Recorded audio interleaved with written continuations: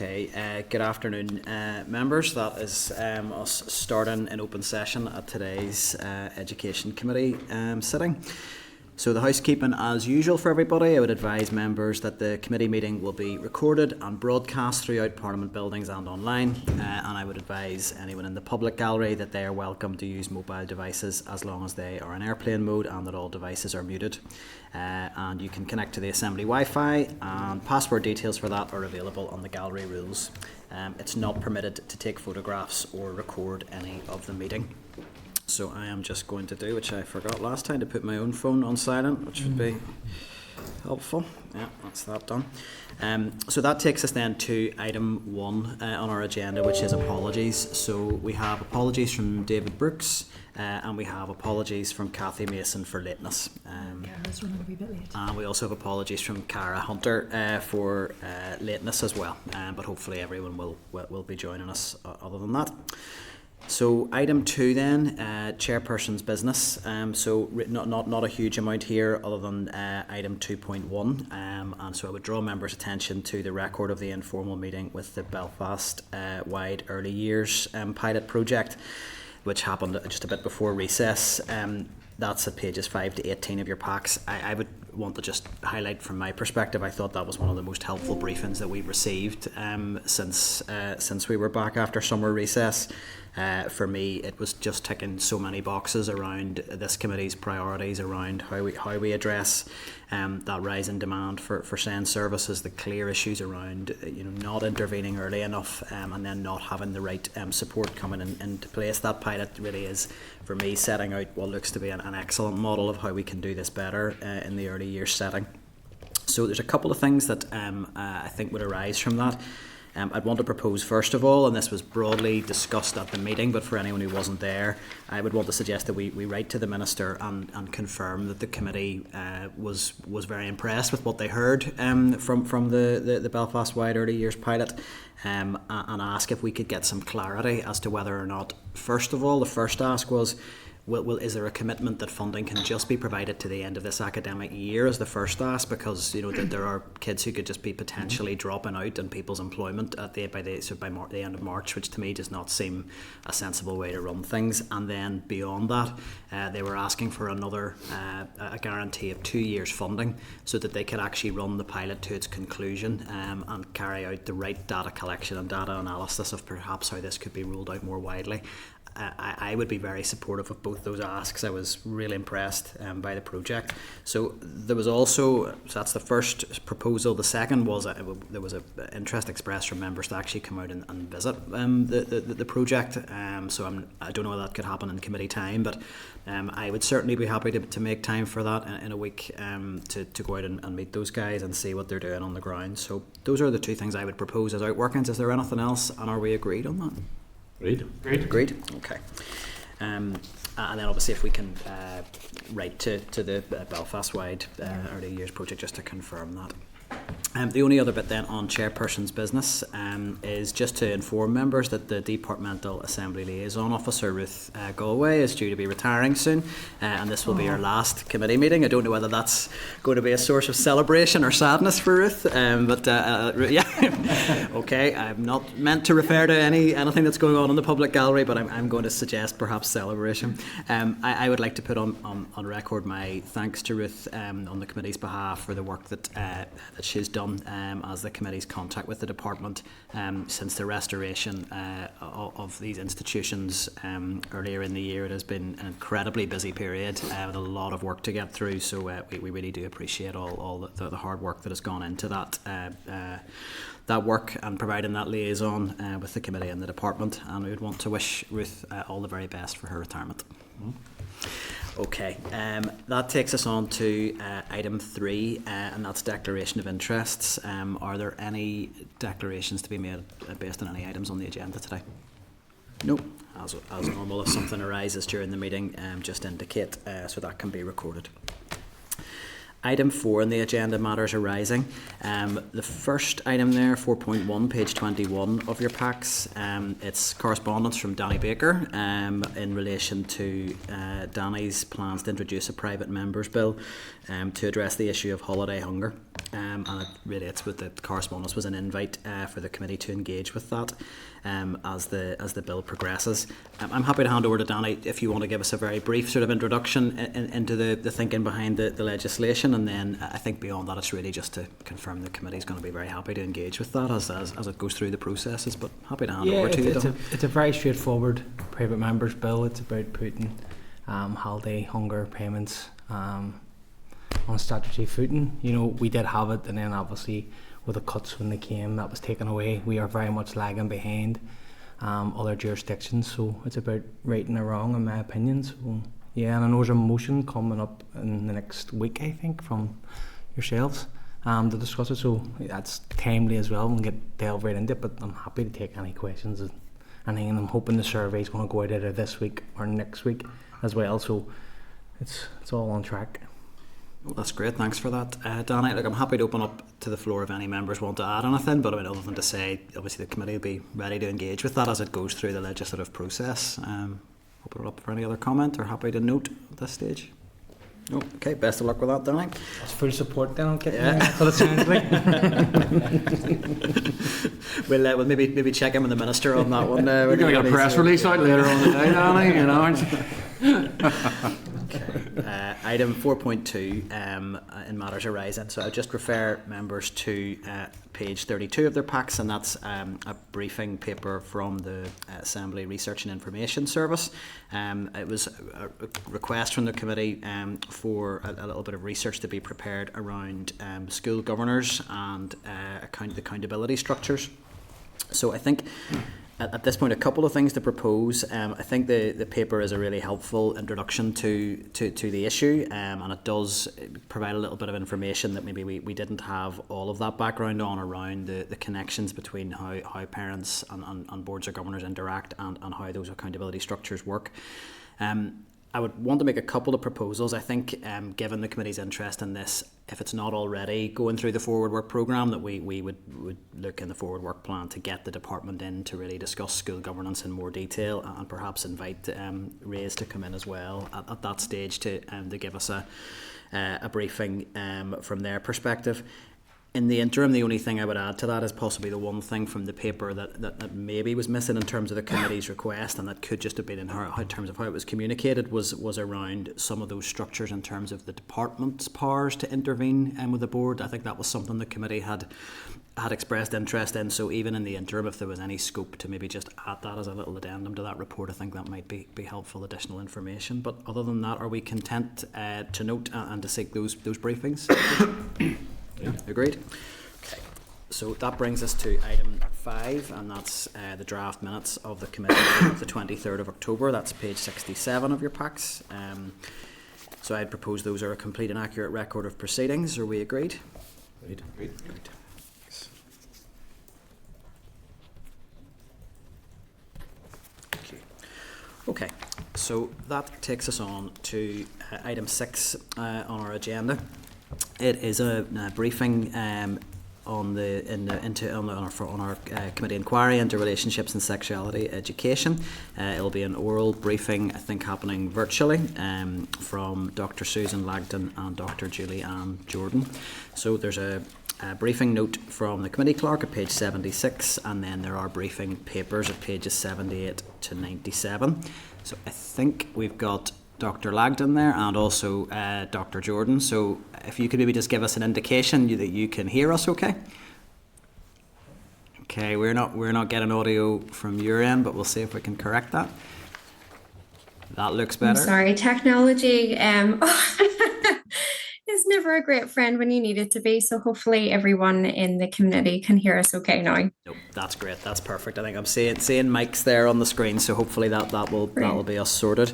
So just by way of introduction, obviously both contributors, you're welcome to provide any more detail when you start your presentation, but very happy to welcome Dr. Susan Lagden, who is Senior Lecturer in Psychology, Mental Health at the Ulster University, and Dr. Julianne Jordan, who's a Senior Researcher at the Health and Social Care in Northern Ireland. So obviously you can add any detail to that that you would like to, but at this stage really I will be handing over to yourselves to make an initial presentation into your area of expertise and your research. We would ask that a presentation would be up to 10 minutes in length, and to definitely stress up to 10 minutes. There's definitely not a target, and then we'll move to question and answer with members, and questioning for each member, usually per inquiry we would say up to 5 minutes in the main, just to help us get through our full agenda today. Of course. But that is really all from me, and I'm happy to hand over to yourselves for any initial Thank presentation you. on your research. Wonderful. Well, you may be glad to hear that we are aware of the contingencies around time. So we've sort of pre-prepared a bit of a script in terms of what we would like to say on the matter. So I'll maybe just start with there. So I do want to thank the committee for the invitation to speak with you today, and it is a welcome opportunity to share some insights from our work and research over the past number of years, which has focused on topics of gender-based violence and violence against women and girls in Northern Ireland more broadly. Now, we've submitted a briefing document to the committee which outlines some of the underpinning research which has led to the Healthy Young Adult Relationships Research Project, which will be the core focus of our commentary today. We won't go into a lot of the preamble work in any great depth, but it is perhaps worth highlighting some of the key insights which have helped set the scene a little bit. So firstly, I think we can all agree that the issue of violence against women and girls is a significant issue for our region. Women and girls are being exposed to a multitude of harms, and the reality remains that this is often at the hands of an intimate partner or a known individual rather than a stranger. Our research thus far has demonstrated that many in Northern Ireland are not aware of terms such as coercive control, and this relates to patterns of negative and harmful behaviour which can ensue within intimate relationships with the purpose to dominate, intimidate, or threaten a person into submission. Coercive control as a term captures the reality of abuse which many face. It's not a one-off incident and is not always physical in nature. Coercive control has been described as the golden thread of risk, which often leads to the greatest impacts. This was particularly evident from our work on violence against women and girls in Northern Ireland, which was commissioned by the Executive Office EVOG strategy team. And we surveyed over 500 women and spoke with 34 more directly. We found that 98% of those who engaged with us had experienced some form of violence or abuse in their lifetime. For many, this started with psychological and emotional abuse, which has eradicated self-worth and self-esteem over time and really left the door open for further forms of harm. The idea that early exposure to adversity can lead to further future risk is not a new concept, nor is the role of education as a protective factor, and yet the request for safe and healthy relationship education was a major and repeatedly cited recommendation for all of those sharing their lived experience of violence and abuse with us. We know from our initial scope and work of the literature that some prevention programs are addressing things like partner violence are available in some school settings, although the delivery is reported as inconsistent and evidence of program effectiveness is limited. We also know that while parents, carers, peers, and communities are acknowledged as important stakeholders in violence and abuse interventions, their inclusion in RSE programs can be somewhat piecemeal. The HIRE program, and we use the term HIRE, for our Healthy Young Adult Relationships Project, we aim to shed some light on safe and healthy relationship education for Northern Ireland specifically through this work. And we spoke with a diverse group of young people, 16 to 20 years, and parents and carers of young people, as well as youth work professionals, about their thoughts on some of the aforementioned issues. Our findings did indicate that although young people reported some aspects of RSE as useful, it was also perceived as inconsistent and delivered too late, and it really lacked an engaging, relatable, and practical content. RSE was not considered inclusive nor reflective of the realities of relationships which young people face in current times. Young people shared their attempts with Google and TikTok to learn more about relationships and expectations around these, but this more often than not led to untrustworthy and potentially dangerous sources of information. Fundamentally, young people believe that not receiving proper relationship education may lead to normalizing and experience abuse in the future. The young people we spoke to were very insightful and clear on their educational needs, and they reported that having a strong sense of self, knowing what real relationships look like and for different people, are important for building the foundations of their future healthy relationships. Pragmatically, also knowing where to go and who they can approach for help, as well as the law around the topic, were flagged as important components for future RSE.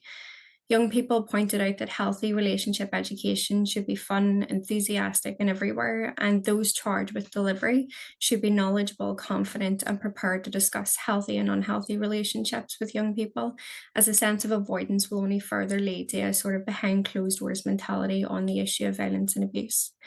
Young people see the benefits of having RSE in school, but they also see the benefits of having this within youth organisations and groups.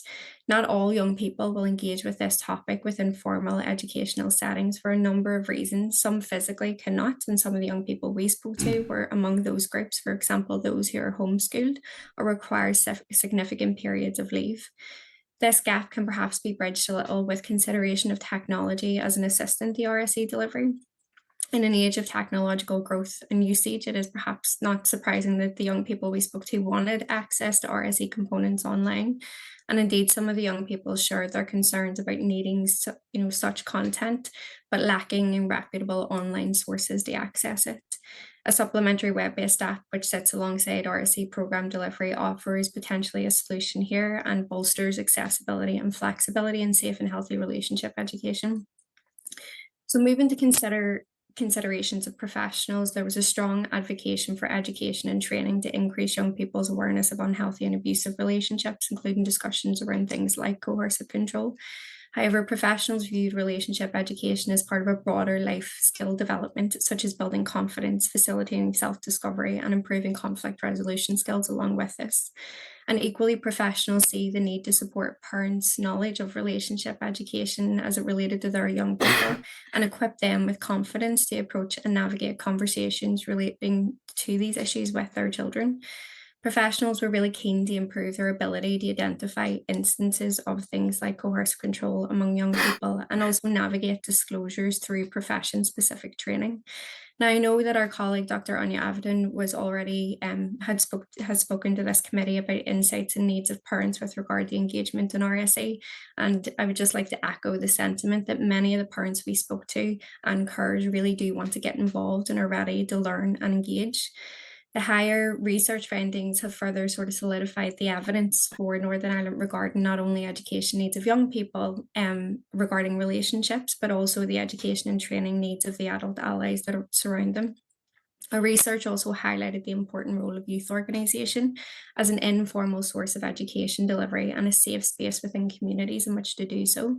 And based on our engagement and learning through the Higher Research Project, we have developed our Higher Intervention Framework as a topic guide for delivering safe and healthy relationship education, and that was included with the committee's brief. Now, while the higher model reflects research, insights, and theory, further design and implementation of appropriate resources are required, as well as process evaluation to monitor successful implementation. And relatedly, the design and implementation of future relationship education programs should consider the needs of the target audience and the capacity to engage in these discussions. All our higher participants agreed that safe and healthy relationship education should start earlier and should be available in both informal and formal educational settings. A collaboration and partner-based approach to relationship education is suggested for the future.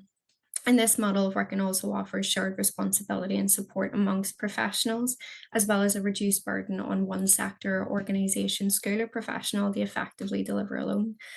Last but not least, in our is around our readiness to respond effectively. Knowledge and understanding of unhealthy relationships is a vital step in preventing violence and abuse within relationships, but this does not negate the need for intervention and supportive response efforts. This issue is a wider public health issue and one that requires a collaboration and partnership working within and across government as well as the whole of society. I suppose we'll leave it there and open for some questions. Okay, thank you very much for that presentation and for the briefing that you'd submitted in advance of committee as well. I'll start with a question, and really it's to pick up on that recommendation in relation to how that if we're going to improve relationship education, you were quite clear in your written briefing that the only way to do that is to legislate it into the curriculum, is the phrase that you used. So, I mean, really with that in mind, what would your recommendations be in terms of what needs to be legislated into the curriculum to enhance the minimum content that we currently have? Absolutely. Well, I suppose in coming from the sort of research and academic perspective, I think that there's an absolute bare minimum in terms of exploration of issues around, again, that both healthy and unhealthy relationships and the practicalities around that. I think it doesn't deviate from the committee's probably overall position that providing sort of evidence-based resource and information is important here in supporting our young people to have access to reputable sources. I think importantly is to pick up on the pattern and continuum of education, and that this runs right through from primary to secondary education, and then of course then picks up with ourselves in further and higher education. I think there's an opportunity here to create a mandate around the consistency in that, but also what we have recognized, not just within our research, but I have provided in the brief a number of references to research based in Australia and England as well, is that it's the minimum standard of the inclusion of particular topic areas, and consolidating these into an effective framework which reflects that continuum. So we have provided an example of the higher framework, and you'll see there that it does start with the individual and then move towards that unhealthy relationships and into then peer communication alongside that. So picking up on topics not just about the person and consent, for example, but also moving then to active bystanderness within those, and really empowering our whole community to get involved in the response to the wider issue. And is there anything and I don't want it to press you if you don't want to be more specific, because the committee is interested in terms of looking at the minimum content order, what's in there that's good, but also what needs to be enhanced in there. Are there any specific areas where you think our curriculum needs? I think an area extra material. Sorry. Of course. Yeah. I think an area of enhancement I would suggest is around issues of gender equality and issues of equality more broadly. We have spoke with the young people about a multitude of issues, whether that's female specific issues, whether that's wider societal issues, whether that's about wider diversity based issues. But one thing that became abundantly clear is that we almost have taken a step backwards on issues of gender equality. So I would say that is an important component to consider within integration within the curriculum. Thank you.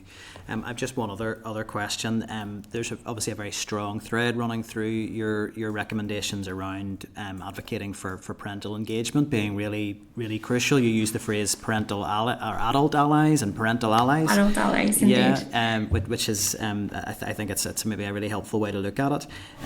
Do you have any suggestions around how that parental engagement can be done more effectively? You referenced Dr. Aventon and her work in this space, and while there was some appetite in parents to get involved, that there was maybe a challenge to actually get that over the line into actual formal involvement through engaging with homework or workshops or whatever it might be. Absolutely. I think I'll maybe refer back to the consideration of technology here. And again, I know that Dr. Avedon already spoke about some of those challenges for parents and engaging time being part of that. And as a parent myself, I know how difficult it can be to get involved with the wider activities. Many parents will be aware of the Seesaw app, for example, which we can be used in order to raise awareness amongst parents of different topic areas the children are covering. I know for my own daughter, I get weekly updates in terms of what the children will be discussing that week, and encouragement for parents to go to a website, for example, to do a piece of work with their young person. I don't see why we can't adopt good practice that already exists in the inclusion of sort of technology-based engagement with parents. I think the other thing to mention is that many of the parents we had spoke to also like the idea of being able to use community spaces within their local areas to engage in these conversations. conversations and to encourage their capacity to have conversations with their young person.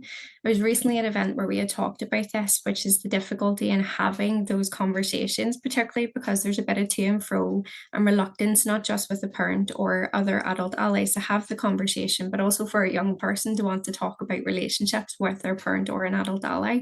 So I suppose some practical examples are community-based support, and peer-to-peer support is not just something that we encourage for our young people, but also for other adult allies as well, that we can create spaces to have those conversations. And if parents want to engage, majority like the rest of education, then those around the young person will want to get involved. And just to be clear with the committee as to why we use the term adult allies, not all homes are safe, which I'm sure you are all aware of. And not all families look the same. It's about considering the more inclusive nature of the language for the different forms of families, but also the caring responsibilities of aunts, uncles, friends of friends that are involved in this part, and an element of education. I mean, my own daughter's grandmother was doing homework yesterday evening, and she would be an important adult ally in our family unit in having these conversations. That's great. Thank you for that. That's really helpful. I'll open up to members now. Deputy Chair, if you want to come. Thanks, Chair, and thanks for your presentation.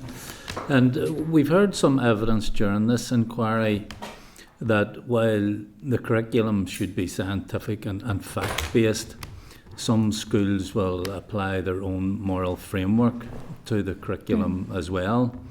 And I'm just wondering, in terms of equality, or gender equality, and relationships, I mean, some churches would still have a very patriarchal view of the world, and you know, even some would go so far as to say that a wife should obey her husband, and that in itself can set the scene for a coercive relationship. And how would you deal with a situation like that? I think this goes back to the point about the importance of legislation and having these conversations, and also creating capacity to question issues that you're raising there. I'll maybe draw from the example from our own sort of unit. We are based in higher education institutions, and often we implement constructive alignment within our teaching. And this means that we think about the intended learning outcomes for the individuals that are in front of us and within our lecture theatres, and we design our teaching around the topic base and the hope for the learning outcome. If the intended learning outcome in this forum that we are considering is that an individual is safe, is protected within the relationships, have the capacity to draw boundaries, and also has the ability and autonomy over their actions, and as well as the actions and responses to others, then I think that's the important factor here. I would consider what our position and what our hope is for our young people and what those learning outcomes are. And I think that would guide our decision making around how we sort of mandate that conversation. I think within the pack that I provided, which may be useful to draw your attention to, was a piece of work and an interesting conversation by an author called Warham in 2022, who does discuss the problem of what they call faith-based carve-outs in RSE. And there's some really interesting guidance in there about tackling that particular question. So I think we do have a lot to learn from others who have also come up against the same question. I think ultimately what we have to think about is the balance of rights here for young people on these issues, and the right to education, the right to knowledge, but also the right to be safe as we move forward within their lifetime. Okay, thank you. That's useful. And I'm just wondering, is the fact that there's an opt-out in the legislation, do you think that will be problematic, or do you have a view on it at all? Thanks. Well, I suppose we're in a position that we're talking about relationship education specifically, and I think the contention around the parental opt-out probably relates to other areas that we haven't talked about as part of the higher research project overall. Again, in some of the work that we have submitted to the committee to consider, there's been conversations more broadly, particularly within the Australian context, about what it means for parents to be able to opt out of certain conversations. I think I would ultimately again refer back to the importance of the rights of the child, and the right for them to engage in, fact-based and evidence-based information that affects them, as they move forward within their lifetime. I think if I'm writing, saying there is a certain point, is it 16, where the option to opt out is no longer an option for parents, and that responsibility is returned back to a young person. I think in all of our research with Hire, what became really clear is that we underestimate our young people in terms of the access to information that they have in the current day. So I think that is an important factor here to consider as well, which is parents may choose to opt out from important elements of their education. It doesn't mean that they won't have access then to misinformation or potentially dangerous information online. So it really is about a balancing here, in terms of what is the role of education, what is the hopeful intended learning outcome for the individuals, and we have to balance that right for that young person, ensure that we're making the ultimate decision around their safety and capacity to thrive. And again, within your committee brief, we've included a number of pieces of research which have explored this extensively, and I will refer you to the piece of work by Whaling in 2021, which does talk about Please Teach students about sex and health and about growing up, and that is an Australian-based model. So I think there is a lot that we can learn there from that particular piece of research and insights from the Australian context. Okay, thank you. Thanks, Chair. That's me. Michelle, you'd indicated next. Thank you. Thank you so much for your contribution. That was really, really interesting. We hear a lot in this topic about the internet and online information and the concerns and dangers around that. And you you flag the desire from the young people to have reputable online content. And you seem to want to actually address that. I think you have an app that's launching on the 14th. We have, yeah. Yeah. So Yes. I'm just wanting to know a wee bit more about that. So what input really did young people have to developing the app itself? And what kind of information are you going to host on it? And also just how do you handle, we hear a lot of as well about in RSE about age appropriateness of materials. Is that something that you're considering in terms of the content? And would this be a tool for like adults and kids to work collaboratively to use? That's kind of where I'm getting at with that. Yes, no, absolutely. Really great question. So what we have developed is the Hire app design. So we haven't created a functional development piece just yet. We did want to work with the young people because it was something that was raised with them many times throughout the research process, that they wanted this web-based app or a supplementary app alongside their RSE delivery. So what we have created is something that is exactly that. It requires the user, for example, to input information early on and access to the web-based content. And that includes their age, but also who they are. Are they a young person? Are they an adult ally? Or are they a professional? And the idea is that the design and function behind the app is that it's intuitive to the answers provided, and therefore then starts to combine information for the individual. Now, the young people were heavily involved. We had 8 young co-researchers throughout the entirety of the Hire research project that helped guide our decision making. And they very helpfully, quite literally, drew out with pencil and paper right through to working with the Inclutech team on the design elements of that app. We had used our Hire framework to help decide on the content of the app. So if, for example, a young person went to the section which was about love of self, then there was information to help them, different learning outcomes in different sections of the module, as well as the time that it would take to engage with the content. And everything that we chose was sort of less than 10 minutes to allow young people to engage with something that was fairly informative. I'll go back to a point I made earlier around constructive alignment as well. The app's design was aligned alongside the topic areas, and that was again to reflect that clear thread through and pattern of learning for the young person, the adult ally, and the youth work professionals, so that you have everything within a sort of contained space.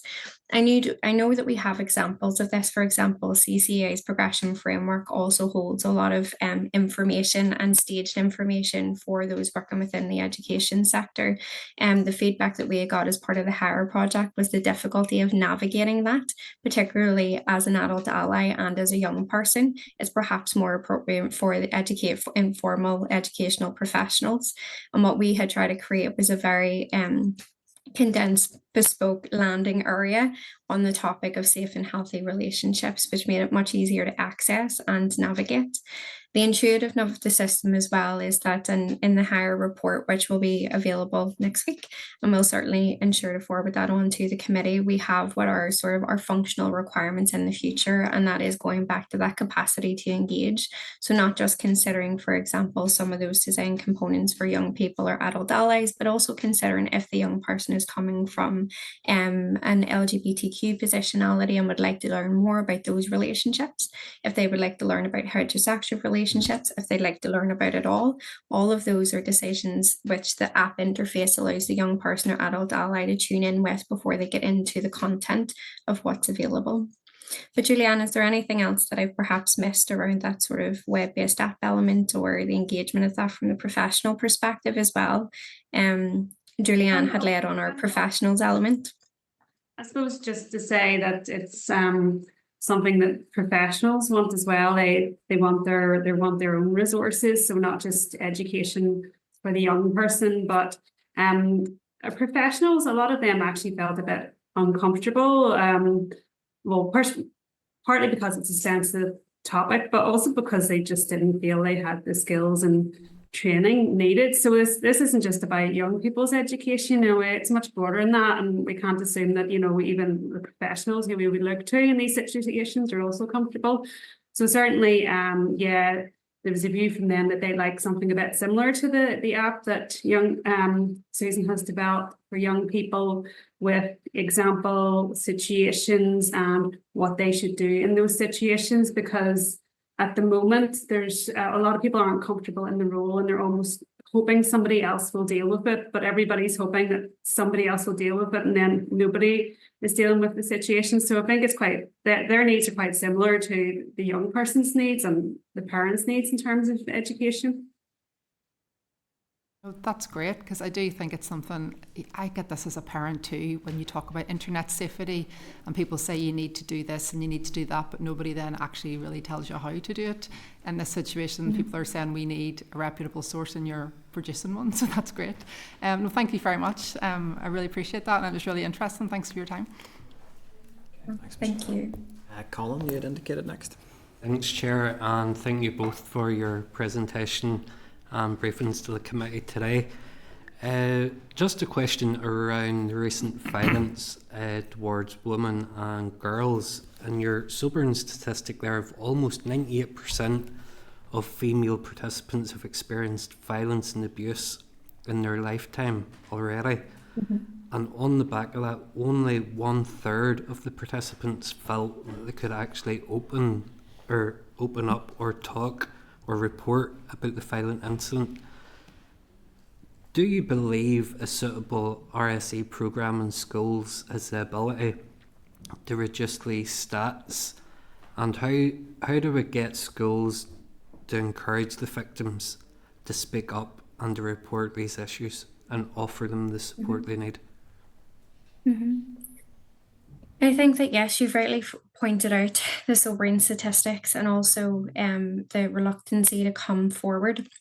Now, within the report that was commissioned by the eVogue strategy team, we had also interviewed, so to follow up on some of those statistics, we wanted to better understand, to get to grips with what individuals were telling us around that reporting. And some of the major factors contributing towards lack of reporting was they were worried on a number of levels that, first of all, what had happened to them wasn't serious enough to be worth reporting. Others worried about being believed, or that there would be some sort of social consequence of the reporting behaviour. And that does for us come back to the issue in the knowledge and understanding gap. I had raised issues earlier around the importance of inclusion of gender equality, but also the importance of including information around sense of self. We often sit as human beings with a lot of self-doubt about what has happened, or what, was that as serious as I thought it was? How do I begin to unpick, what is going on? And it's coming from an empowerment model with education, I think, is really helpful here, which is if we begin with the person and securing their sense of self-confidence, their self-efficacy, understanding better their boundaries, and also the intricacies of consent, for example, that it isn't just a you give it and someone takes it, that there's a much more complex process involved here, then we're empowering at a very early stage with our young people the ability to know whenever the line has been crossed, and then helping them have that conversation. Now, if everyone has access to the same information within our education system, that also bolsters for me the capacity for us all to understand when something is going wrong, and also the responsibility behind that, that no one can then say, I didn't know, or I didn't think that that would have been harmful, or I didn't think that this would lead to that. We're very clear, and I think that has a real justice implication as well when we ask for the reasonable person who ought to know that these behaviours would have caused some sense of harm. So I think our education has an incredible empowering role for our young people, but that has to be incremental. We don't start, we do start coming into the world as little children. We are relying heavily on the individuals around us, probably up until the age of 5, to give us the information that we need to move forward. And then after that, and I see it with my own daughter, you start to look at things like your peers and others around you to learn more about the world, and that certainly has an influence. But if we start from home, and this has come directly from those participants, if you start at home and if you start those conversations early on, then you're building really strong foundations for everything else that is to come. And that includes that incremental process within education to create well-rounded, holistic, healthy relationship education with our young people. Well, Susan, and these young people. Sorry, just to say. Just about, I think it's an important question about whether an app will help. And Susan has built the app in an evidence-informed way by, bringing young people in and speaking to the sort of people that it would apply to. But part of the overall research programme is to evaluate, if that app works. And very often with interventions, you may not get it exactly right the first time, and that's just the way of the world. But certainly that would be our plan, that we do evaluate if this works, and if it doesn't work, we try to make it better. But I suppose the thing at the moment is nothing that's out there at the moment is being evaluated. And I suppose that's what we're really hoping to change now, that, if you do develop resources, you do ask that question, and we do check if it works, and if it doesn't, we go back to the drawing board. And Susan, sorry, just one more quick one, just on the back of Michelle's, and apologies if I've missed this. The app itself, is it going to be free for the students to download? So we have, just to go back to that commentary, we have developed a sort of app design. And apologies, if we had more time, we'd be able to share a little bit of that today, but I can certainly again follow up with the committee. But the app is not currently functional, and it is something that we brought to our research oversight group, who were involved in the oversight of the entire HIRE project, which is, the next development phase behind that, and making it functional. But more importantly, where is its home? Who would take hold of the app, for example? Ultimately, Julianne and I are academics, we are researchers, we are not entrepreneurs when it comes to technology. It was nice to delve into that world for a little bit and work with the experts, but certainly we would be deferring to our experts, who were in ClueTech in this case, and considering where would this sit in the future. I do think it should absolutely be free and accessible to everyone in Northern Ireland. If we got to that stage, it would be something that everyone could access and use. And to go back to that idea again of constructive alignment, and I know that that's a term that will now be seared in everyone's mind today, which is to create that synergy between the information that's being provided within formal and informal education settings, alongside the structures and information that is placed within the app. So it should be just, you know, it's about creating synergy in what is provided, and making sure that there's no confusion about the clear messages and components of the information that is being, you know, given over to young people, adult allies and professionals on these issues. That's great. Thank you both so much. Thanks, Chair. Colin. Don't have any other indications at the moment. Peter, yeah. Is that okay, Chair? Yeah, Yep. of course it is. Yeah. Thank you very much, Susan and Gillian. It's been really, really interesting hearing about your work and reading on it. And I think your piece on coercive control, given the context of where we are, is incredibly important. I'm going to take you to some of your written evidence on young people and relationship education. And I was very heartened, and this is certainly something that I would agree with. You say, and just in the second bullet point there, fundamentally, young people believe that not receiving proper relationship education may lead to normalising and experiencing abuse in the future. And I think that's core to what we're trying to look at in this area. And I think it's really, really important as a committee take this forward that actually we ensure that our young people are receiving proper relationship education. The committee might then take different views as to what that might be, but I think that's probably at the core of it all. But if I take you just one bullet point up there and just ask you about the first line there, we held, and it's just about the basis of the research, we held 6 focus groups with 30 young people from a diverse range of backgrounds. I suppose my only question is, that's 180 young people. How were they, did they select themselves, or did you engage organisations, or where did those young people come from? Great, absolutely. That's a great question. So Thank it you. was 30 young people that were involved in the focus groups. So the focus groups had around anywhere between sort of 4, 5 or 6 within each of those groups. And what we had done, the Higher Research Project has a multitude of what we call research oversight group or higher partners that were involved. And this included youth organisations, including Cara Friend, Here and I, Bernardo's, the Lagmore Youth Project, that were involved, and we had used their networks to kind of cascade information about getting involved.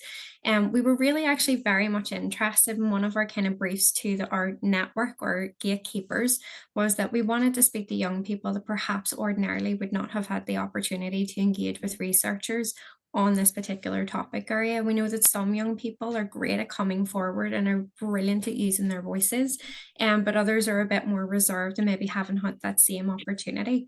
So we had a focus group with just young women, a focus group with just young men. We spoke with an LGBTQ group, as well as 2 faith-based organisations and a group with young asylum seekers. And there was an interpreter present for that particular group as well, because we really wanted that diverse voice involved, and we understand the complexities around the delivery. What I can assure the committee on is that our job as researchers is finding that common voice in what young people had to say, and issues around, you know, all the issues that were mentioned by the young people were collective. It didn't matter whether they were a young man or a young woman. It didn't matter whether they were within a faith-based organisation or an LGBTQ organisation.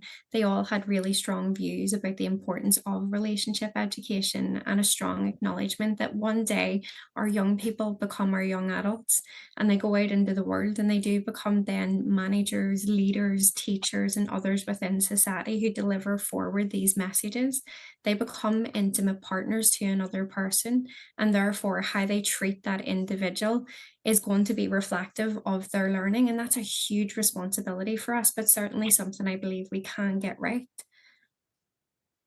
That's great. Thank you very much for that answer, Susan. That's me, Chair. Okay. Thank you, Peter. No other indications at this stage, so nothing else to add really from me other than to thank you again for the material that you sent us in advance and for your presentation and the answers to the questions today. We'll take all of that away and feed that into the final committee report, but I think that's been a really timely presentation and lots for the committee to reflect on, so thank you all, and we would be very welcome to receive any further correspondence going forward on the Higher project and how that evolves and what the next phase might look like in terms of app development or any further strands to the project. It's certainly a lot of issues there that would continue to be of interest to the committee. So thank you. That's wonderful. Thank you for the committee and your time today. Greatly appreciate it. Thank you both. Thank you. Thank you. Bye bye. So before we just wrap that up, not aware of any definitive sort of actions arising from that, other than to feed that back into the into our deliberations on the inquiry. Is there anything that you would want to add from the clerk's side? So I think Anya Avington, as well as the briefing from the two witnesses today, mentioned homeschooling, and I think it would be interesting just to check with the department about the assessment of homeschooling. So if a school is not delivering a particular kind of education, how is there a check that the curriculum is being delivered? So that might be the same in the case of opt-outs. Is the curriculum still being delivered if the and is that being monitored? And there was another. What was the other thing that we wanted to check about? So just the how the opt-outs are implemented. So some witnesses said that it was on a rolling basis for a long period of time, and others it was kind of a one-off. So just get some feedback from the department about those two things that have been matters of discussion. Yeah. Members agreed. We flag those with the department. That's grand. Okay. So that takes us on then to item 7 on the agenda. And that is an oral briefing, again, as part of our inquiry into relationships and sexuality education. So I would refer members to the briefing note from the committee clerk at page 99, and then a briefing paper from the Evangelical Alliance, which is at page 100 of tabled papers. So today I would like to welcome David Smith to committee this afternoon, head of Evangelical Alliance in Northern Ireland. So David, you're very welcome here this afternoon. We're going to just take this session in the way we have done all the previous ones, which is to open up for a presentation from yourself at the outset. I would ask for that to be up to 10 minutes, so that's really anything that you want to add in addition to the material you sent through in advance. And then we'll move on to question and answer from members. And again, it is forming part of the committee inquiry really to bring your perspective and experience into the provision of RSE in Northern Ireland as it stands, and in terms of what the future delivery might look like as the committee considers that. In terms of inquiries from each member, we stick to around 5 minutes per member, so just to bear that in mind in terms of your answers to make sure we do get around everyone. And we've had Cathy and Cara who have joined us late, so we have a few more members to get round now, so if we can just bear those timings in mind. But in terms of introductions, that's all from me, and I'm very happy to hand over to you, David, for any initial presentation. Well, thank you so much. Thank you, Chair, and members of this committee. Genuinely, thank you for the invitation to be here. The last time I was before the Education Committee was to give evidence about the collapse of support services for families with severe autism and special educational needs, and I just want to continue to press you as a committee about the needs of those families. As stakeholders locally, we've been engaged with the Education Authority, SEA, the Department of Education, on a wide range of issues relating to education over the past decades. Last year, following the announcement by the then Secretary of State to introduce new regulations about the teaching of access to abortion and contraceptives, there was a lot of confusion, misinformation and scaremongering. By way of response, we held 4 in-person events in Belfast, Dungannon, Enniskillen and Portstewart, and around 1,000 parents, grandparents, teachers, governors and others came to those events. It's fair to say there was significant interest and some concern across the Christian community. Some groups call for RSE to stop being taught in schools. Just to be clear, that's not our position. We do have concerns about some of the content and some external providers. However, our approach to RSE is to encourage parents and carers to engage positively with their children and with their child's school. In terms of the teaching of RSE in schools, we take a very similar position to the TRC, who gave evidence here a number of weeks ago. RSE is very important, should be age appropriate, scientifically accurate, and delivered like every other subject in a school within the school's ethos. We commend the many teachers, including Christian teachers, who've been faithfully teaching RSE and very sensitive issues like abortion for many, many years. This debate is often set up as religion versus RSE, and there can be fear and suspicion on both sides about the ulterior motives of the other. Listen, we try to approach this with humility.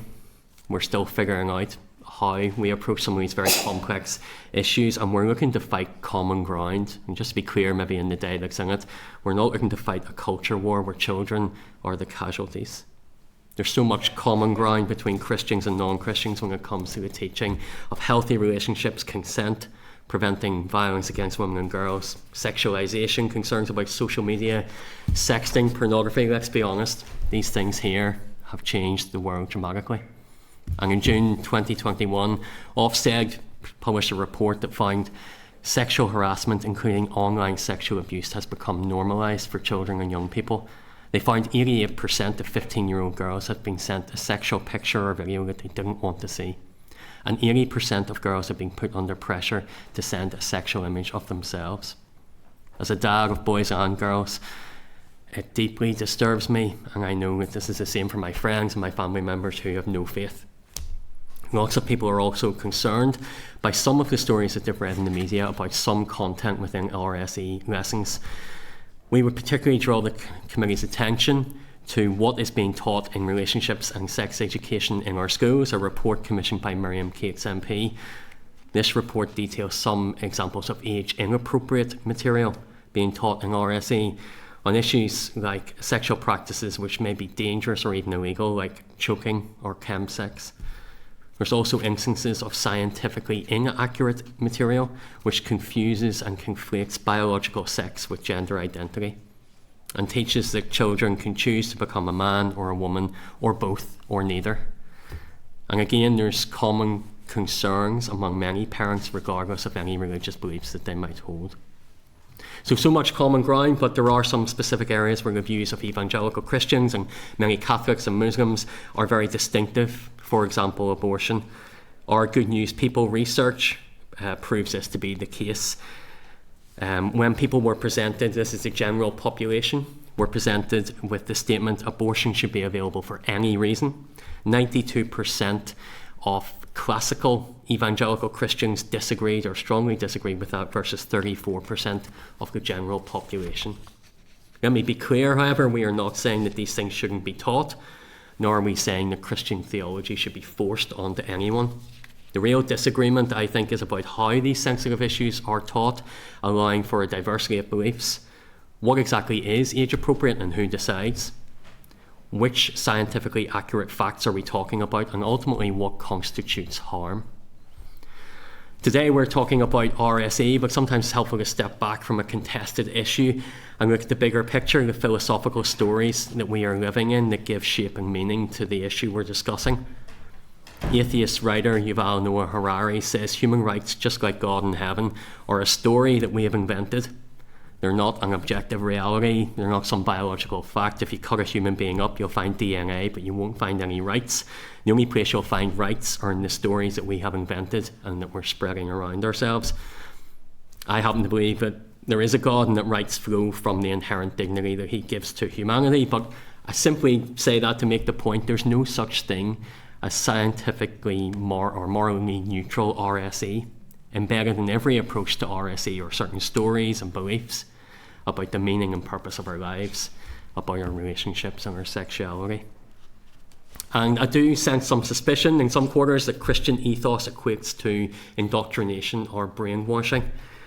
Maybe for good reason in the past in certain instances, but good RSE is about helping young people understand and think well about relationships, sex identity, and how this plays with their own moral beliefs and values. State schools are not Sunday schools, but it is their Christian ethos that shapes their pastoral care for every young person, whatever their beliefs or sexual orientation, and their holistic approach to character formation within education, not just transferring information. Holding to a particular moral or theological viewpoint does not mean that Christians stand in condemnation or judgmentalism of others. It doesn't mean that Christians are so fragile that they can't bear to be exposed to other people's beliefs or values. Dialogue, discussion, and critical analysis are vital.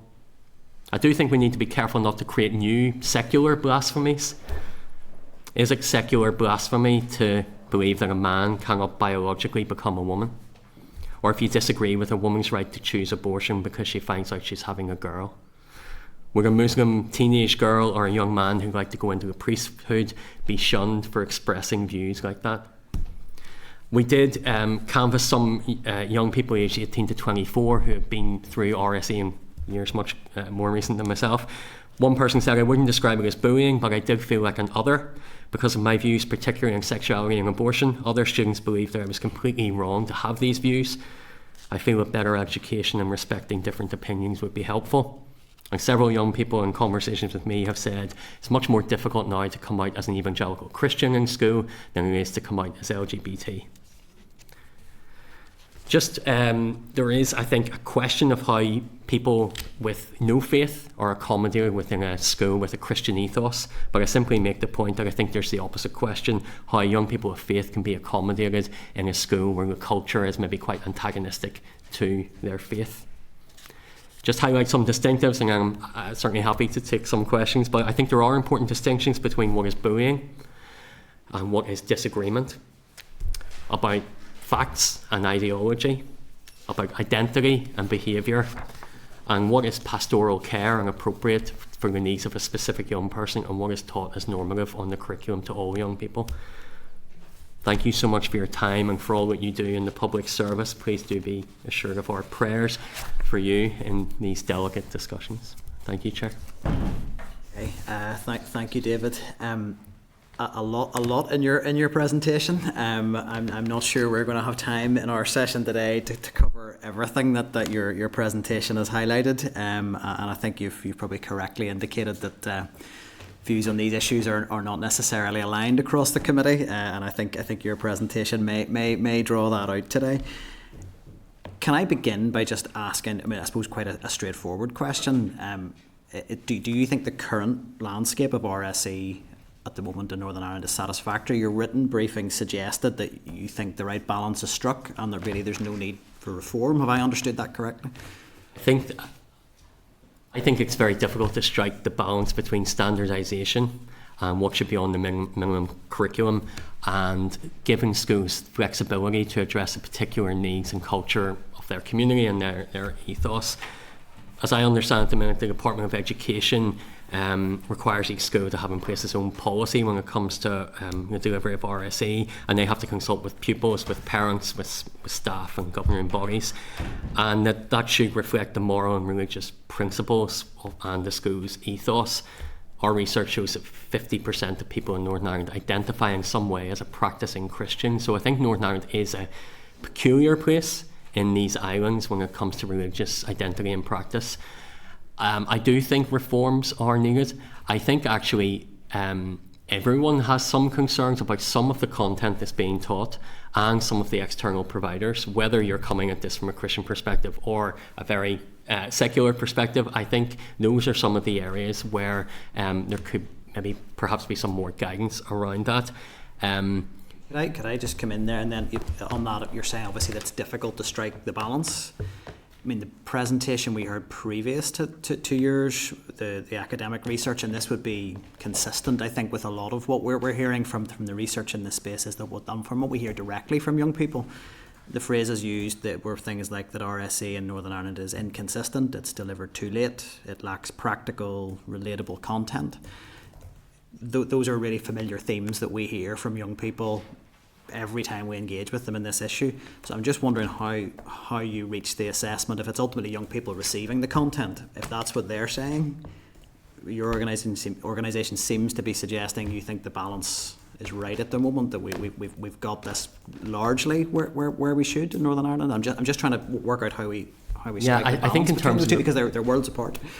Yeah, I think life is changing at a rapid pace, and again, social media technology, not just for young people, it's changing everything. AI, the stuff that we have to now try and help young people to deal with, to contend with, is really challenging. So I think the reality in the landscape is probably moving faster than we are keeping up with.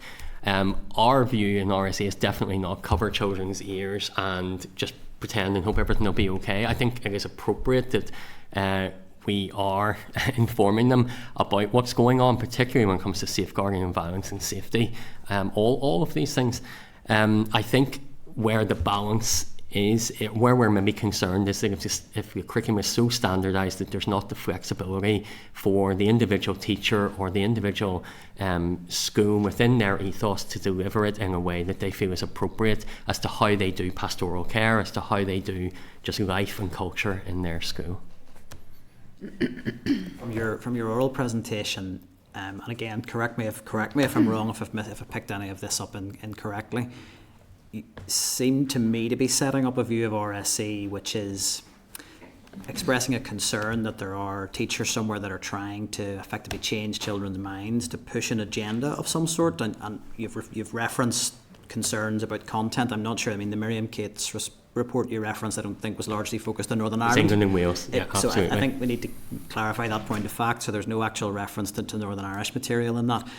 But there did seem to be a thread running through your presentation that it's about minds being changed. Is there another way to look at it from your organisation's perspective, that there is any space to deliver RSE that is fact-based, not in terms of moral values, but in terms of, if we take the controversial issue of abortion, this is the law in relation to abortion, these are the services that are available, not you should go and seek an abortion, but here is the law.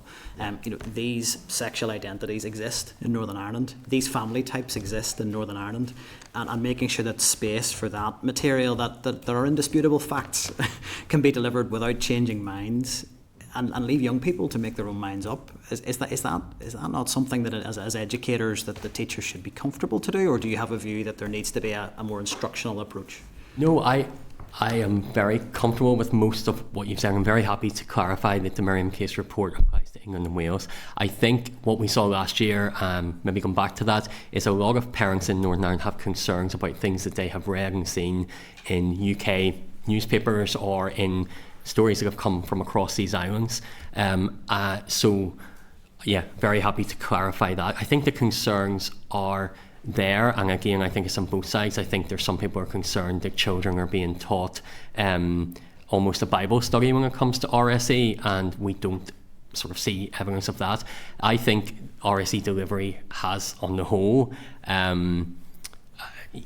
I think there's lots of people trying to do a really good job. I don't disagree that some of the delivery may be patchy, depending on this. These are awkward, difficult issues, and some people in some schools are better resourced than others. So I do think there's work to do. The ETI report, the Human Rights Commission report, I think there is work to do in this area. We are not saying that, I think when it comes to the teaching of something like the law on abortion or different sexual identities, our concern is just that there is space when that is taught and how that is taught, that is not ideologically driven, that is taught, and then there is space to open up and to help young people reflect how they might respond given their own particular views, their own political beliefs which are developing, their own moral beliefs that are developing.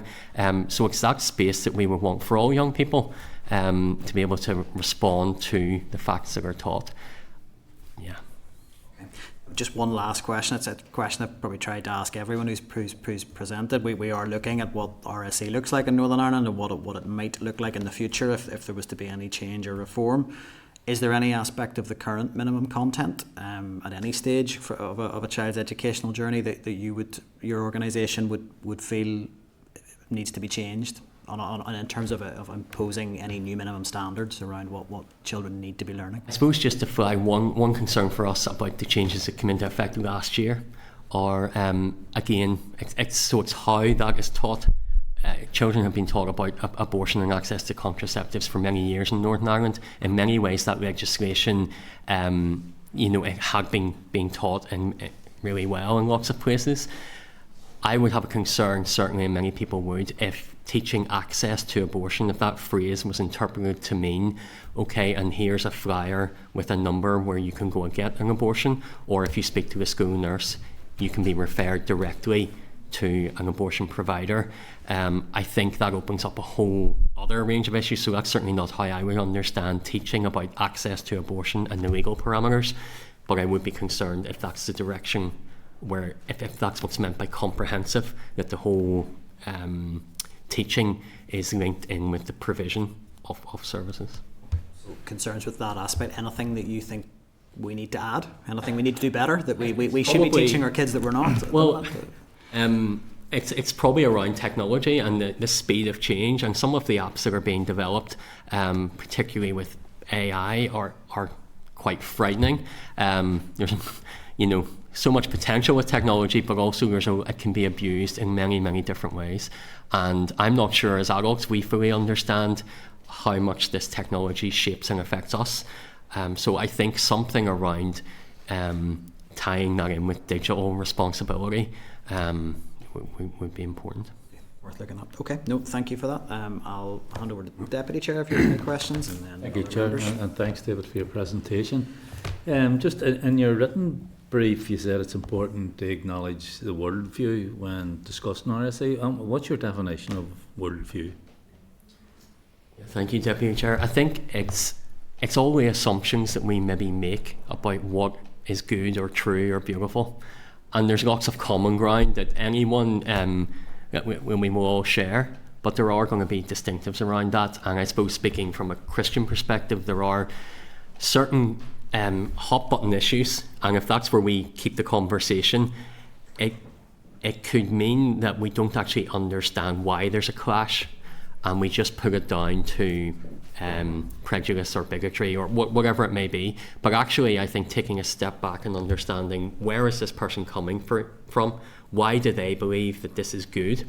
And so taking a step back to try and understand the worldview, I think is important. I think it's actually just healthy in lots and lots of issues. So I think that's what I'm talking about. Could you give me an example of that? Well, I think everyone has a worldview. So some people live out a worldview that's atheistic. There's no God. Any meaning or purpose or value I have in life, I give to myself. Or, the highest authority is human laws, human courts. That's a worldview. Another worldview might be that I'm not actually here by accident, that there's a purpose to life, that if injustice happens here and this person doesn't get justice in this life, that actually there's still meaning and purpose in pursuing that. There's, I suppose, any number of examples, be they religious or non-religious worldviews. I think we all have a worldview, is the point I was making. And are you suggesting that when it comes to delivery of an RSE curriculum, that different worldviews have to be brought to the table when issues are being discussed? So I wouldn't expect any teacher to have to teach every single worldview, but I think it is important to teach information that's scientifically accurate, that's factual, that's age appropriate, and then to create a space for discussion that people feel that they can bring their worldview to the table.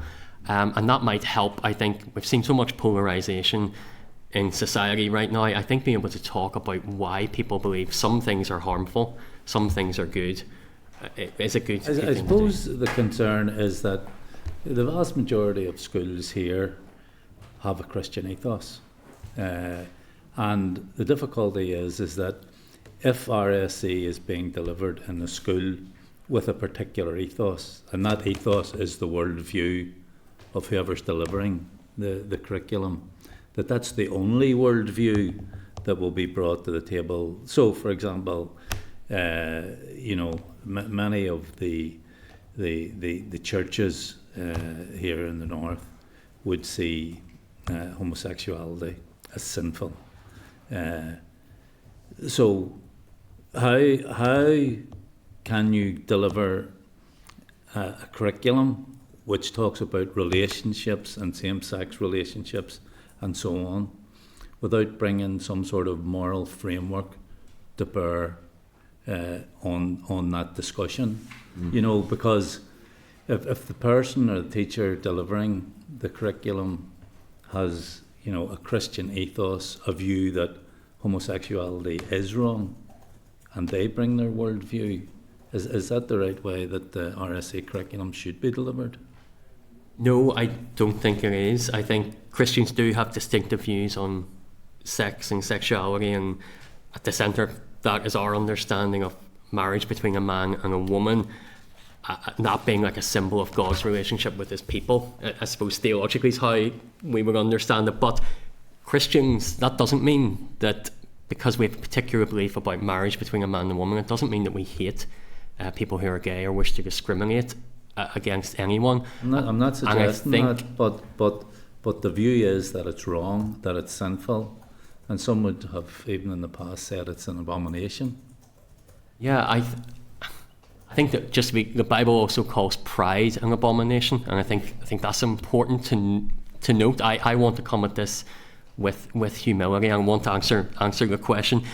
I think holding one moral or theological viewpoint doesn't mean that Christians therefore automatically stand in condemnation or in judgment of someone who doesn't agree with them or who lives in a way that they may not agree with. And I would expect that any teacher who is a Christian can teach RSE without imposing their moral views. Whenever I'm talking about worldview, I was primarily talking about space in the classroom for pupils to bring their worldviews to bear into the discussions, or for teachers to open that up and say, well, some people, Christians, believe this, some people who, whatever, they believe this, and for that discussion to be there, it wouldn't, I think, be appropriate, as you were describing, for a teacher to impose their beliefs. If that's what the concern is, that's not what I was saying.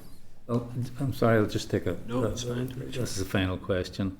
You know, if a teacher did bring their own particular view, let's say an evangelical Christian view, into an RSE discussion around same-sex relationships, and they gave their own view on that particular topic, it would be much more difficult for a young person to contradict that view, to speak out on their own view, because the relationship is unequal between a teacher and a pupil. And I agree, and I think if a teacher who wasn't a Christian ridiculed Christian views and said, well, obviously anyone who thinks same-sex relationships are sinful is bigoted and homophobic, that young person in the classroom, I think, would feel, oh, I'm not really sure I can say my views. I do also think so there's great discretion, responsibility, trust required in the teacher relationship pupil,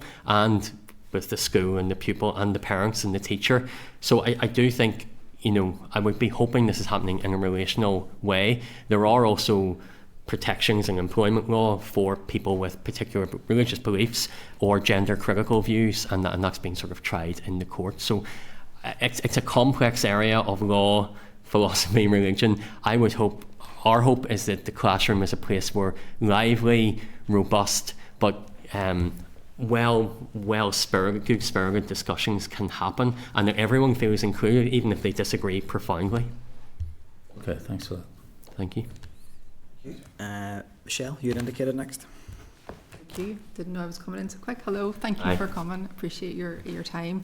I liked the way that you started the conversation around that idea of finding common ground and where there is common ground, and I do think that's the right kind of spirit to come at these things with. So I guess the first thing would be then whether you agree that the current RSE curriculum actually isn't adequate. And you also reference, I guess, I can read them out here, healthy relationships, consent, preventing violence against women and girls, etc., as topics that you're comfortable with. So would you be comfortable with those kind of topics that you've listed there as forming part of like mandatory minimum content around RSE?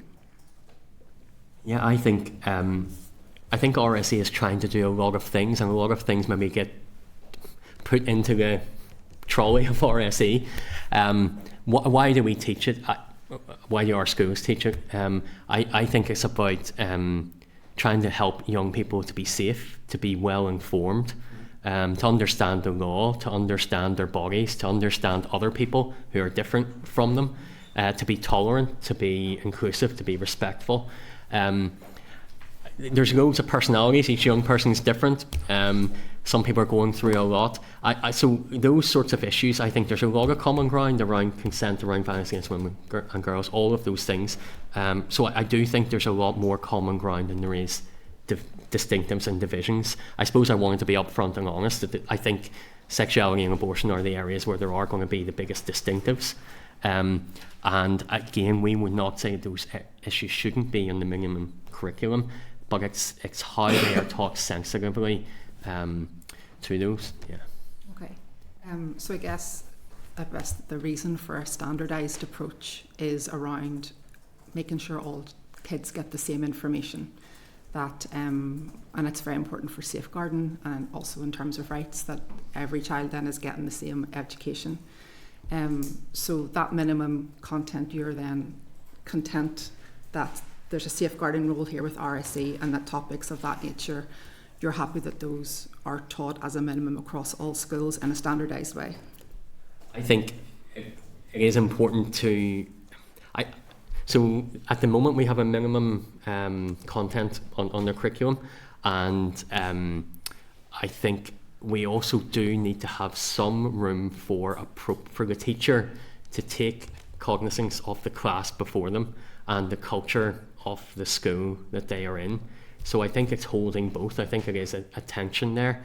In Northern Ireland, as far as I understand it as well. Would it be a tension or a contradiction, though, to say that we agree there should be safeguarding, we should agree there should be minimum content, but there's certain things then that will remove from certain kids' experiences and how they're being taught?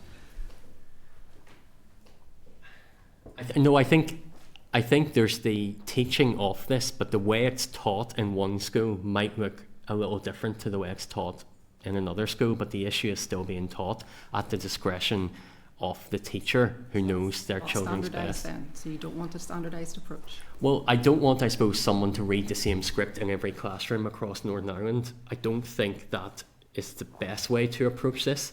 No, I don't think teachers teach with a script as it is, but there is a curriculum and there is content that everyone has to be taught, and yes, teachers choose how they teach it, but they don't choose to maybe remove or exclude certain things. They teach the curriculum, and I guess that's the point, that it would be a standardised curriculum, that all kids would receive the same information, and that parents can have the confidence that the child in one school is getting the same information as a child in another school, and that societally that's a benefit when we're trying to prevent things like violence against women and girls, and we're involved in trying to ensure safeguarding and protecting kids from abuse, that standardisation is actually really important to that.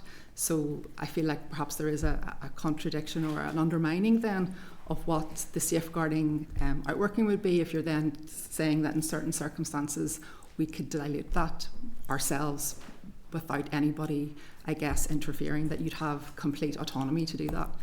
Yeah, so I don't think we're that far apart on this. Maybe a crucial difference. I think something like safeguarding, big concern to all parents. Many parents might be concerned in exposing young people to some things if a particular style of teaching actually opens them up to experimentation or things like some of the examples I gave in England. I get this is England, it's not Northern Ireland, but some of those topics I don't think are appropriate in terms of teaching some young people. I think it's good to be aware of risks and dangers, but actually encouraging some young people to experiment in certain ways I don't think was helpful.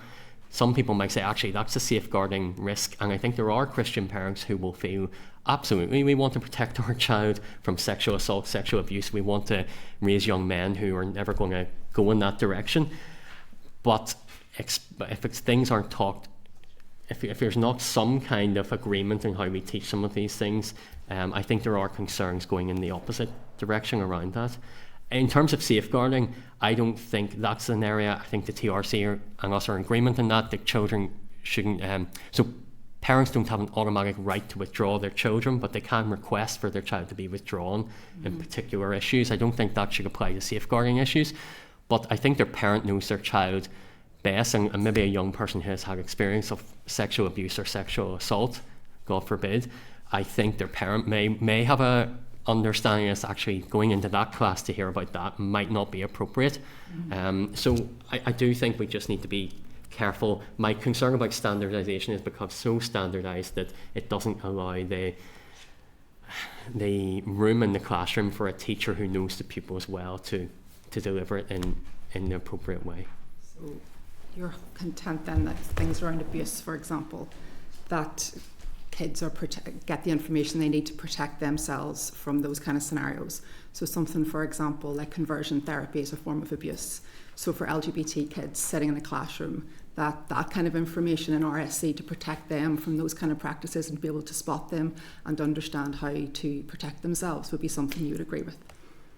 Yes, it might be help. Could you define conversion therapy? I think I'm probably thinking of those kind of practices where children who are LGBT are put into settings where they're told that that is wrong, and that there's certain practices that come into play to convert them out of that, and that is a form of abuse because of course they can't change their sexuality, they are who they are. So being told that you're wrong inherently, obviously you can see the damage that would have on someone. So something in terms then of protecting kids, if we've already established we want to protect them from abuse, we want to safeguard them, that might be something that would be appropriate in RSE. Yeah, I think any coercion or attempts to change someone in that way, I do think we need to be careful. The orthodox teaching of all of our churches, in terms of sexual relationship within marriage and celibacy outside of that, and that may not be a popular view, completely get that, but a young person who has faith and wants to live in accordance with their beliefs and their desires, and they're trying to hold their feelings and attractions with their beliefs, I think prayerful support, counselling, talking with someone is entirely different to a coercive practice which seeks to change the direction or the strength of their orientation. So just to be clear. That's okay, I don't want, we've had this in this committee already where people pivot Running off out, into run, things run, that run aren't out of relevant, time, so and maybe we're just not to gonna bring go there, but look, I appreciate your answers and thank you for coming Thank today. you. Yeah. Okay. So I've given a bit of additional time as I've not had a lot of indications. If lots of people start indicating, we'll have to be a bit tighter on time. Colin, you're indicating next. Thanks, Sharon. Thanks, David, for coming along this afternoon. David, we've chatted briefly about the common ground. There is those issues which are distinctive, and there is a difference of opinion when we think of sexuality, gender, abortion, and I do note that the Evangelical Alliance is not claiming that this shouldn't be taught in RSE, and I want to note that. But you are raising genuine concerns in how you believe or these issues or subjects are being taught. And I just want to ask, how do you think you can reconcile the need for inclusive I can say it, inclusivity, yes, in education with the traditional views held by many in the evangelical community? Yeah, good question. I like many of you, or many parents out there, are raising kids in a really complex environment. The world, I think, is getting more chaotic day by day, and the primary responsibility for raising kids lies with their parents, or their carers. But we don't raise them in a bubble or in isolation. We want them to go into the world, and at some stage they're going to meet people that they are going to disagree with. They're going to come across ideas that might be harmful. They're going to come across all kinds of political ideologies. My concern is that schools prepare young people for the life they're living right now, but the life in future. How to, yes, protect themselves, keep themselves safe, but also how to disagree well. I think we fundamentally failed as a society, and even beyond these borders, where things are politically in such a polarised state. So I have nothing to fear in many ways of young people being taught things. I think parents might want to help prepare their kids to understand in school. There might be things, be that a non-religious family, you're going to hear things maybe in school that we believe are rubbish. There is no God. So I think it's up to parents to set the culture of their home, but then it's up to schools to provoke healthy discussion, debate, care, tolerance, respect for kids that are coming from very, very different backgrounds with all kinds of different beliefs. I think you think so. Anna, you'd indicated. Yeah, just a wee quick point on that, because you said it a couple of times about healthy debate, but when we're talking about RSE, we want fact. Like young people tell us they want facts, they want science, and stick to that there. So there shouldn't be room for debate when it comes to RSE teachings when you're talking about scientific evidence and facts. So why would we debate someone's sexuality in RSE? I think, or debate the moralities of an abortion. Science doesn't lead us to conclude that violence against women and girls is wrong. That's a cultural value that we have. Many other cultures in the world don't hold that value. In 16, there were 5.5 missing females in the world due to gender abortion, sex-selective abortion, and India made up half of those alone. That's from the Lancet, the medical journal.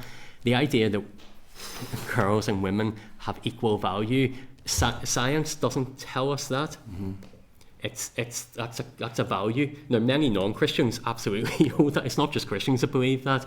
What I'm saying is, I think we start with the facts, but also we could talk about like all kinds of facts. So I do think it's really, really important. Another example: biological men cannot get pregnant. Some of the ideology that's out there would be confusing for young people. So I'm really happy. I think it's really important we talk about facts and we don't dance around that. But there will always be a value judgment as to what facts are we going to talk about and what values are we going to bring to the table. Yeah, but there'll be places in other parts of the curriculum where you can have healthy debates. But when we're talking about RSE, we're talking about that fact-based. When you start delving in the moralities in that there, then you're, in my opinion, you're not teaching facts. You aren't teaching the scientific part of it. I suppose you could teach RSE purely as science and just here are facts. Here's the legal provisions for abortion. Here's the mechanics of sex. Here's all the different ways people can identify, and here's facts. I think good RSE, because it's relationships and sexuality education, is about relationships. And the moment we're into relationships, it's about how we interact with each other. Am I going to respect you even though we might disagree? Or am I going to have tolerance for someone else's views? How am I going to treat this person? Because science doesn't tell me how to treat another human being. So I do think it's facts and that's values. fine if you're teaching it fairly to LGBTQ trans community as well. It can't be their sexuality is up for debate, but man-woman relationship isn't up for debate. So I'm not sure it's their sexuality, because it's maybe their beliefs about their sexuality, just as my beliefs about their sexuality or their beliefs about my beliefs might be different. I'm sorry, I'm not trying to be that's what I mean. It should be a pedantic. debate on it. That's what I mean. It should be a debate on that. But how you choose to live your life shouldn't be up for debate. That's a political view. So, as I think in, it's equality, really. I don't think it's a political view. I think it's equality. So I think there's a view that maybe everyone should be free to do whatever they want to do. My body, my choice, my death, my decision when it comes to assisted dying, maximum freedom for each individual. That's a political ideology, and that's okay. But I think naming it for what it is important. Thank you. Okay, thanks, Danny. Peter, you indicated.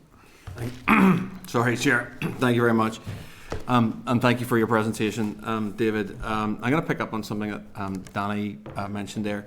I mean, David, do you think you can teach RSE without any morality or values? Is it a sort of subject you could just go, well, just sort of teach this? I mean, Danny was more or less sort of saying about the facts. I mean, can he teach RSE without morality or value in it? I think you can teach human reproduction and biology. I think you can teach aspects of RSE without bringing some values to the table. But I think the kind of RSE that I think we all want, which is about inclusion, about respecting people, about treating people with dignity, about all of those things, I think that's bringing in value judgments. And then what's not said in the classroom, there's also a value judgment there, because there's lots we don't teach about some of these issues too. Okay. Okay, go on, Chair. I've got a whole 5 minutes. Absolutely can, yes.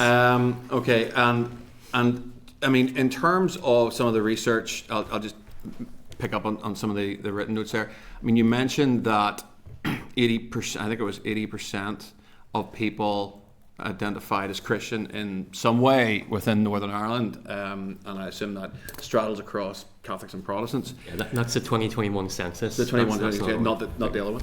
I mean, do you think that schools, coming from EA's perspective, do you think schools having a Christian ethos, because we talk a lot in this committee about ethos, and we talk a lot outside this committee about ethos, and nearly I sort of think sometimes people think we shouldn't have a Christian ethos. It's a bad thing in our schools nearly.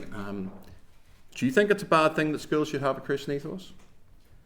I think Northern Ireland has a particular context, as we all know, without going into the history of the education system here and the different sectors that we have. I think our culture, as our research, but also the census shows, is there's a high level of religious identification. I think if we were talking about Christian ethos, meaning that every lesson is teaching theology or teaching what children must believe or excluding people who don't identify as Christian, that would be entirely wrong. I think the Christian ethos values that we're talking about are things like good character, honesty, respect, integrity, these sorts of things. I think, and I do think it's that distinction again between having a distinctive disposition doesn't mean that you condemn or judge people who don't agree with you. So I do think the distinctive Christian ethos is important to our culture in Northern Ireland, but I want to say I do recognise why people might have concerns about that. I know some people have had bad experiences of faith, bad experiences of school or RSE, and I get why there's a caution or a hesitation around that. Christianity should never be coerced on anyone. When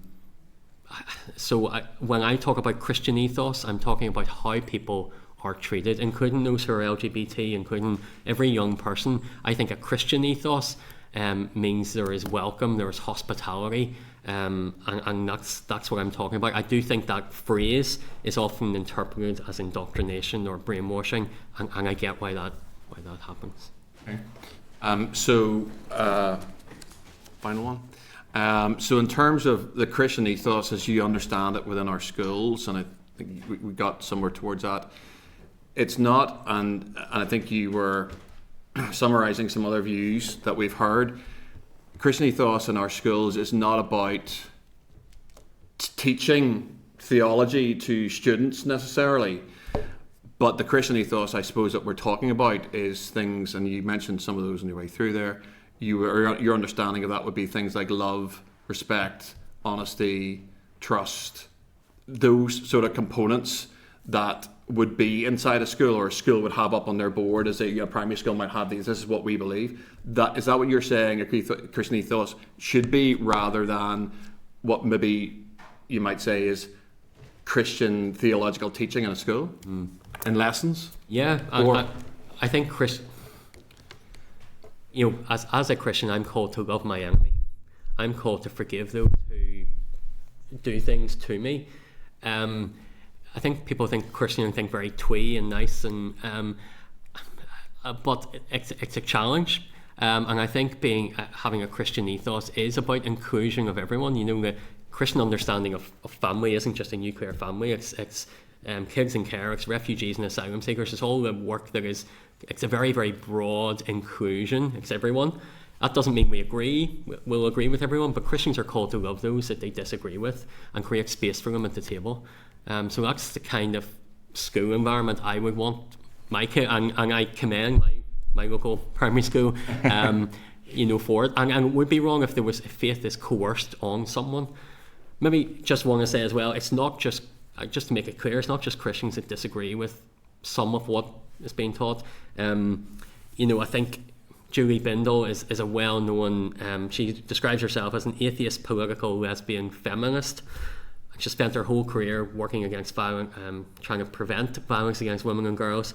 And she has a podcast out at the moment. She opens every episode and it says this: she's concerned about extreme gender ideology, which says anyone can change sex, and men or women if they say so. Now, that's not someone coming from a Christian perspective at all. This is someone who has concerns about the direction of some ideological travel, not just in our schools, but in wider society. So I'm hopefully representing the views of our membership and Christians, but also I think there's a lot of common concern with others who would not share my Christian faith. Thank you very much, Chair. Okay. Thank you, Peter. I've not heard any other indications, so that brings us to the end of that evidence session. So thank you for your time this afternoon, David, and we'll take the evidence heard today and again feed that back into the committee's consideration of the final report on the issue. So thank you for your time. Thank you so much for your time, really do appreciate it. Thank you. So while witness just makes his way out. Again, I don't have any clear actions arising from that other than just to feed the evidence in. Is there anything any members want to raise, or through yourself as clerk? I just wondered, the issue of bullying has come up a couple of times, and I wondered, would the committee be interested in just writing to ABSIT, the Addressing Bullying in Schools implementation team, just to see how they advise about issues like that. So the reference to bigotry there, and to people being bullied for their faith as much as for other people for their sexuality. It'd just be interesting to see how that's dealt with in practice by ABSIT. Certainly content to propose we do that. It has come up at a number of sessions, so yeah, our members agreed? Agreed. Okay. That's fine. So that moves us on to our next item. So I'll deal with item 8 on the agenda, and then we have our departmental briefing at item 9, so we'll see if anyone wants a comfort break before that. But item 8 is a written briefing from the department on the Northern Ireland curriculum refresh. And I think it's a fairly detailed briefing. My suggestion would be that we probably do need to look for an oral briefing from both SIA and the department on these issues. I think as a curriculum review has been announced to get more detail on that in terms of reference, what the scope of it will be, when we might get a report on it, and I think hearing from both SIA and the department would be very helpful on that. It is something I know we've got the independent review coming up as a topic for the department to brief us on within the next few weeks, so we can pick up some of those issues as it does largely arise. The curriculum review arises out of that anyway. So, but are we agreed that we should seek a briefing on that, and if not beforehand, then we should be looking to draw that out as a theme when we consider the independent review? Agreed. Okay. That's fine. So that brings us on to item 9. Can I just check members want to continue or need a quick comfort break? We can take 5 minutes. Comfort break. Yeah. Okay. Thanks, Kathy. So back quarter 2, please. Yeah, would be great. Thank you. Committee Room 29. Sound.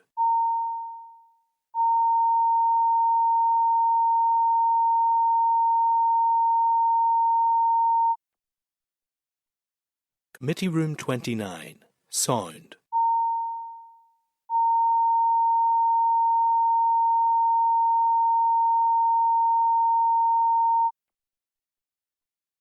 Committee Room 29. Sound.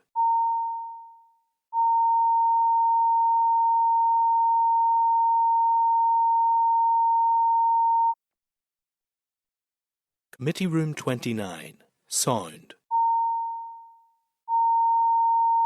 Room 29. Sound.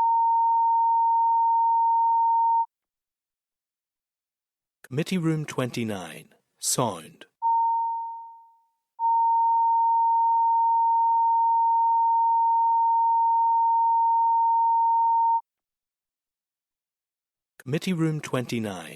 Sound.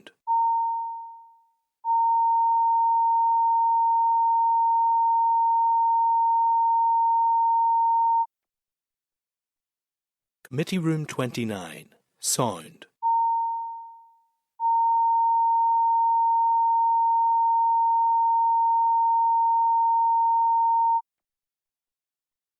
Committee Room 29. Sound.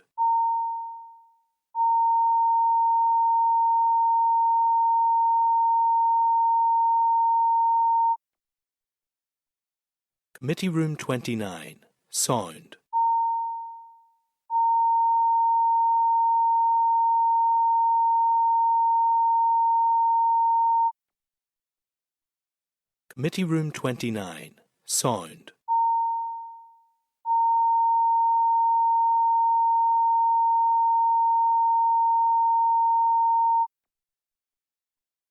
Committee Room 29. Sound.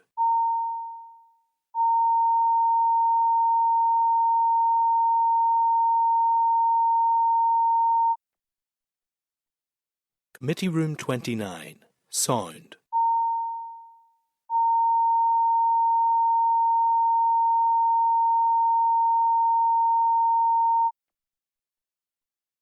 Committee Room 29. Sound.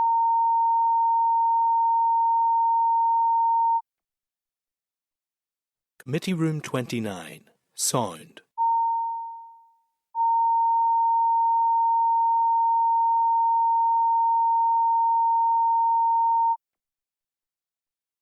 Committee Room 29, Sound.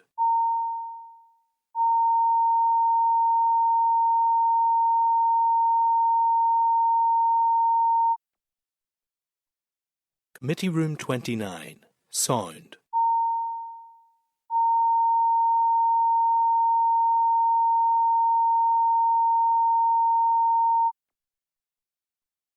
Committee Room 29, Sound.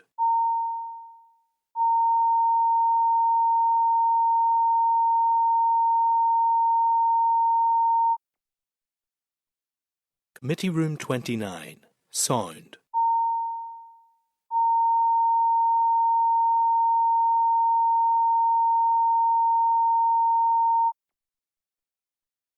Committee Room 29, Sound.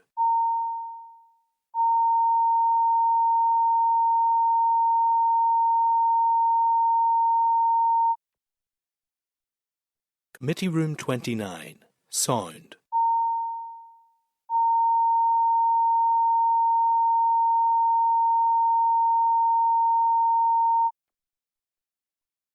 Committee Room 29, Sound.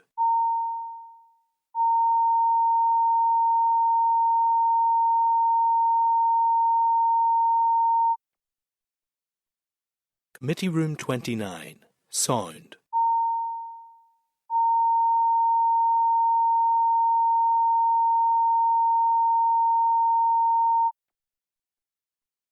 Committee Room 29, Sound.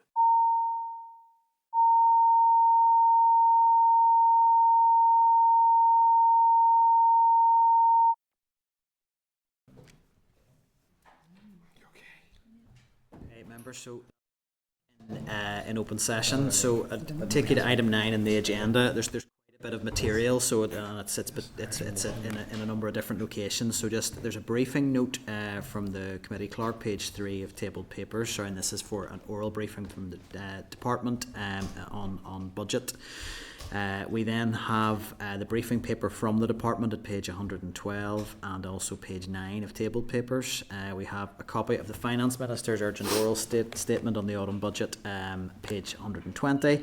Correspondence from the Committee for Finance at pages 133 to 185, and a departmental briefing paper on the Public Services Transformation Board at page 191.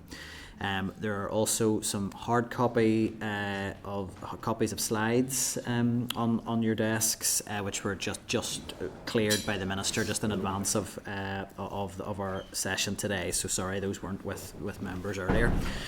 So that's the material. I'll just let the witnesses get seated.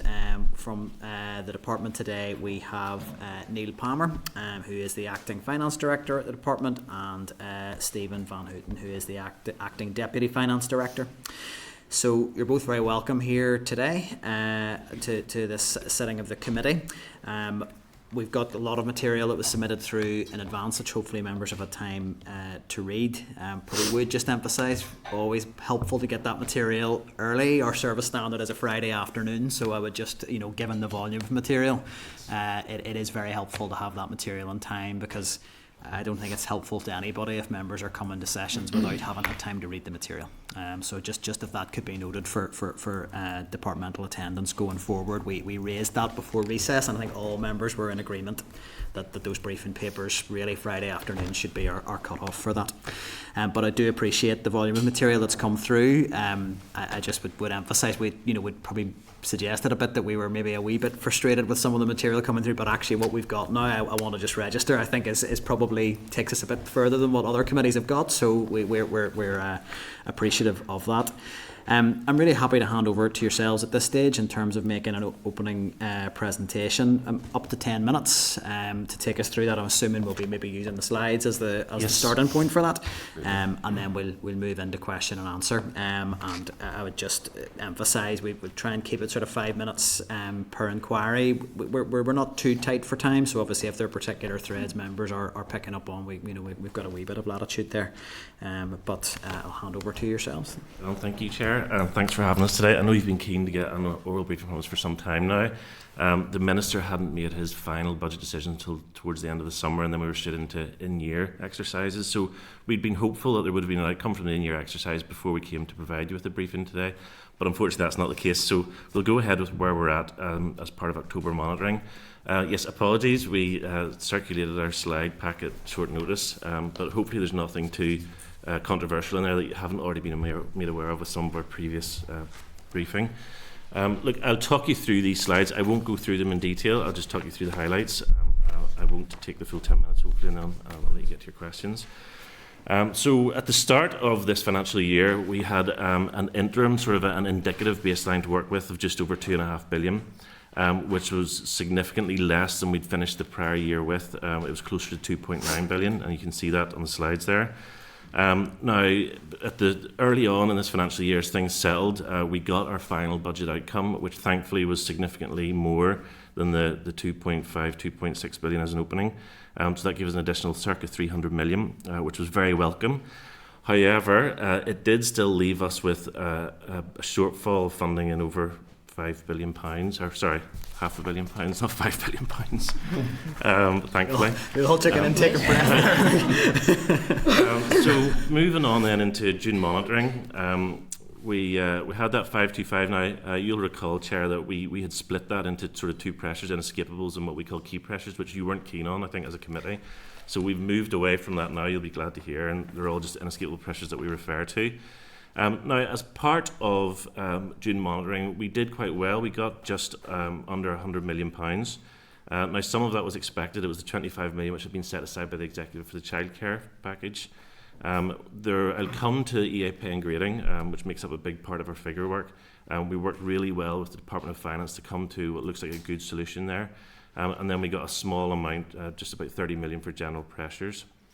So that brought the department's resource budget up to close to 3 billion, 2.974 million, which was excellent. And following a review of our position, I'll take you through a bit more detail on that. Following a review of our position at October monitoring, we now think our pressure's down to about 190 million, which you will all acknowledge is a massive jump from the 525. Now, there's a couple of big figures in there to take out. The 525 included 52 million of high priority pressures, which we hadn't put forward to the Executive. And I think at that point in time, looking at the shortfall, we had to be realistic. We couldn't afford to do those, and we were never going to get the funding to meet our inescapable pressures, never mind those high priority pressures. So they're parked for the time being, so they came out. Now, one of the biggest pressures that was in that 525 was 180 million for pay and grading. And that was made up of two parts. It was the cost to move those staff affected onto their new scale at the start of this financial year, and also an element for back pay. So we came to agreement with colleagues in the Department for Finance that we would get funding at June monitoring which would cover moving staff onto their new scale in this financial year. So that was just over 43 million, I think. Yes, the figure's there. And what we've agreed with our finance colleagues is that there will be a payment in lieu of back pay paid out in the next financial year from funds that are due to come down the line in 24 or 25, 26. So that has taken that 180 completely out of the 525 as well. There are a number of other smaller movements in there. I won't go through every single one, but feel free to ask us about them if you want to. A couple of the bigger ones to look at are probably the 31.1 million, which relates to maintenance pressures. That might look like a strange one, so we have to accept that whilst there are maintenance areas that we would like to address, if we can't afford to, we just can't do it. And if they become emergency, we'll have to deal with those. So it may be that some of those do crystallise, and we'll have to deal with that and deal with those pressures if they arise. There's a couple of other significant ones in there. We've asked our colleagues in the EA to find another £15 million of savings, and in fact recently we've engaged with them. I think we can increase that a little bit as well. So hopefully that will begin to chip away at that bottom line figure of 190 million. A few other key ones in there. There was 5.2 million which related primarily to a new fund that we'd set aside in the previous financial year specifically for school maintenance in SEN. So what we've done is we've taken that away. It doesn't mean that we're not going to address emergency maintenance in SEN if it arises. It just means that we haven't ring-fenced that funding at the start of the year and said that it's specifically for that, purely because we couldn't afford to do so. There's a couple of smaller ones in there which I won't go through every single one. The one that maybe sticks out is the one at the very bottom, which is 28.9 million. That has arisen because when we first asked the EA to give us their pressures, it was based on a financial position back towards the end of 23-24, where they didn't know what their final outcome in 23-24 was. So as we've moved through the summer and they've come to their final outturn position, they've revised their figure work based on their closing position for the prior year. So that meant that they had overestimated by circa 30 million at that point in time. So that has come out as well. So that brings us down to the 190 million. There's a slide there, I think it's slide number 6, which breaks the 190 million down into the key areas. So there's 33.3 million for SEN, 53 for ASB, which is the school's budget. That would primarily be increasing deficits. There's block grant non-SEN of just under 80 million. Nothing for EA Youth. There was a small pressure there that we've addressed. A small pressure there for departmental staffing, 2.6 million. Then we've also included now, as part of our inescapable pressures, what the cost might be to award a teaching pay award for this year as of September 2024. Now that's based on the 5.5% that was offered and I think it's now been implemented in England. However, that pay award is still subject to negotiation here in Northern Ireland, so we can't say an awful lot about that, but that's just the basis of a pressure at this point in time. And then we have a contingency figure down there again, which might confuse you. So what we do is we don't, whilst we maybe will allocate our monies out, we'll hold something back in the knowledge that there may be emerging pressures as the year progresses, so at least we have something to address those. But we net that off when we're assessing exactly what is our shortfall, so that's that almost 25 million of contingency coming out there. If we were at the year end right now and we were still sitting with that 25 million, it would be getting allocated for EA block grant, primarily SEN, and you can see that pressure is 33 million. So moving on, October monitoring is still ongoing. We've been hopeful for an outcome before now. I think it's unlikely that we'll get the full 190 million that we think we currently need. It would be nice to get close to it, which would give us something to work with, but we'll see what happens over the coming days. So that's really October monitoring. I've got a few additional slides in here, and I won't dwell on. There's a lot of detail in them, and it's just a nod towards some of our future pressures.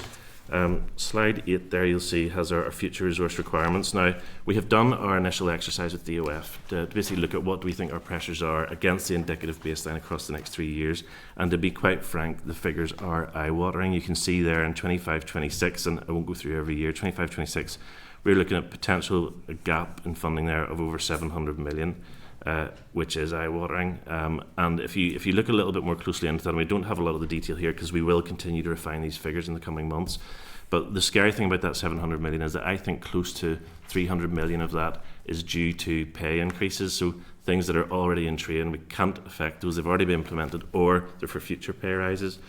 So there's very little scope to address those. So look, I'll move on. I'm happy to answer questions on that if there are any.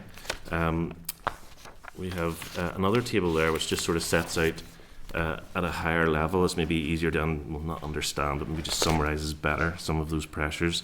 I won't go into any more detail on that. It's just additional information.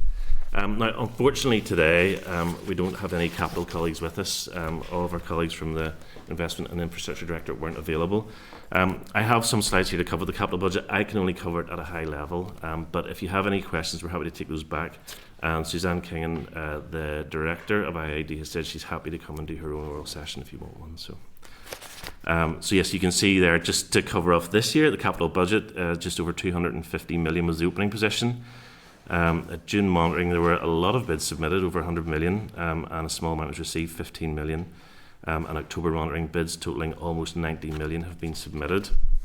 And then in terms of future capital requirements, the pressures are equally eye-watering in my opinion. You can see they start off there next year with a capital requirement, so that's not a pressure, that's slightly different than the resource budget, so that's the full need there of 650 million. Which is a huge ask for education, in my opinion. So look, that's the end of my presentation, so thank you. Thank you for that, and it's almost hard to know where to start. There's obviously just the narrative is high level pressures, and obviously they're less than when maybe you were last speaking to us, but they're no less pressing, and that we are very much aware of that as a committee. I would quite like to focus in on a specific issue just to start with, which is around SEN. So obviously that's in there as a pressure in the EA block grant. There are also budget lines in the distribution table that you'd provided to us previously for that. I wanted to really check a couple of things. So in terms of the pressures that are identified in SEN, what does that actually relate to in terms of what is currently you're not able to fund in the SEN space? So that's not anything specific. So within the E8 block grant, they're forecasting total spend on SEN, including transport, of about £600 million. What we're saying there is from what the EA are currently allocated, they have a shortfall of 33.3 million for that area. So it's not that we would break that down into it specifically relates to X, Y, or Z. It's that overall pressure. And it's probably important to point out, sorry, just to jump in when you're about to speak, is that whilst SEN is a statutory requirement, so it will always be met whether we have the funding or not. And unfortunately, if that means we overspend, it means we overspend. Okay, no, that's helpful. In terms of that distribution table, then there are some other lines that relate to SEN, and I suppose I just wanted to check. We have the end-to-end review of special educational needs that is in progress at the moment, and I know that the Minister intends to make announcements fairly soon around what the sort of delivery and action plan of that is going to look like. Do we have any budget lines there that actually relate to the delivery of that transformation? No, not in this year's distribution table. No, we don't. So no money for SEN transformation in the current year budget? Not at this point in time. Yes, apart from those staff that are working on it, there's not a budget set aside for that. Now, there is the transformation board application, exactly. which we don't know. I mean, I think as a committee we would be very hopeful that is going to be there's some money will be granted. It's a programme for a government priority in terms of addressing that. But if the full amount that's being sought, or if the money is not granted as that, I mean, is there a plan B in terms of how we actually deliver SEN transformation? Well, I can't answer that question right now. I suppose I can give you a bit of an update on the transformation programme if you want one, if you're not already aware. So you may be aware that we had submitted 2 big projects, one of which was SEN, and the SEN one has gone forward to what we're advised is stage 2. So we don't necessarily know that it's been successful or not yet. And I've seen the terms of reference that I think recently got circulated in an executive paper this week, which acknowledged how late in this financial year that's being dealt with, and that I think there's 47 million over the next 5 or 6 years. I think people are recognising that 47 million can't be spent in this financial year, so we'd be hopeful that gets reprofiled.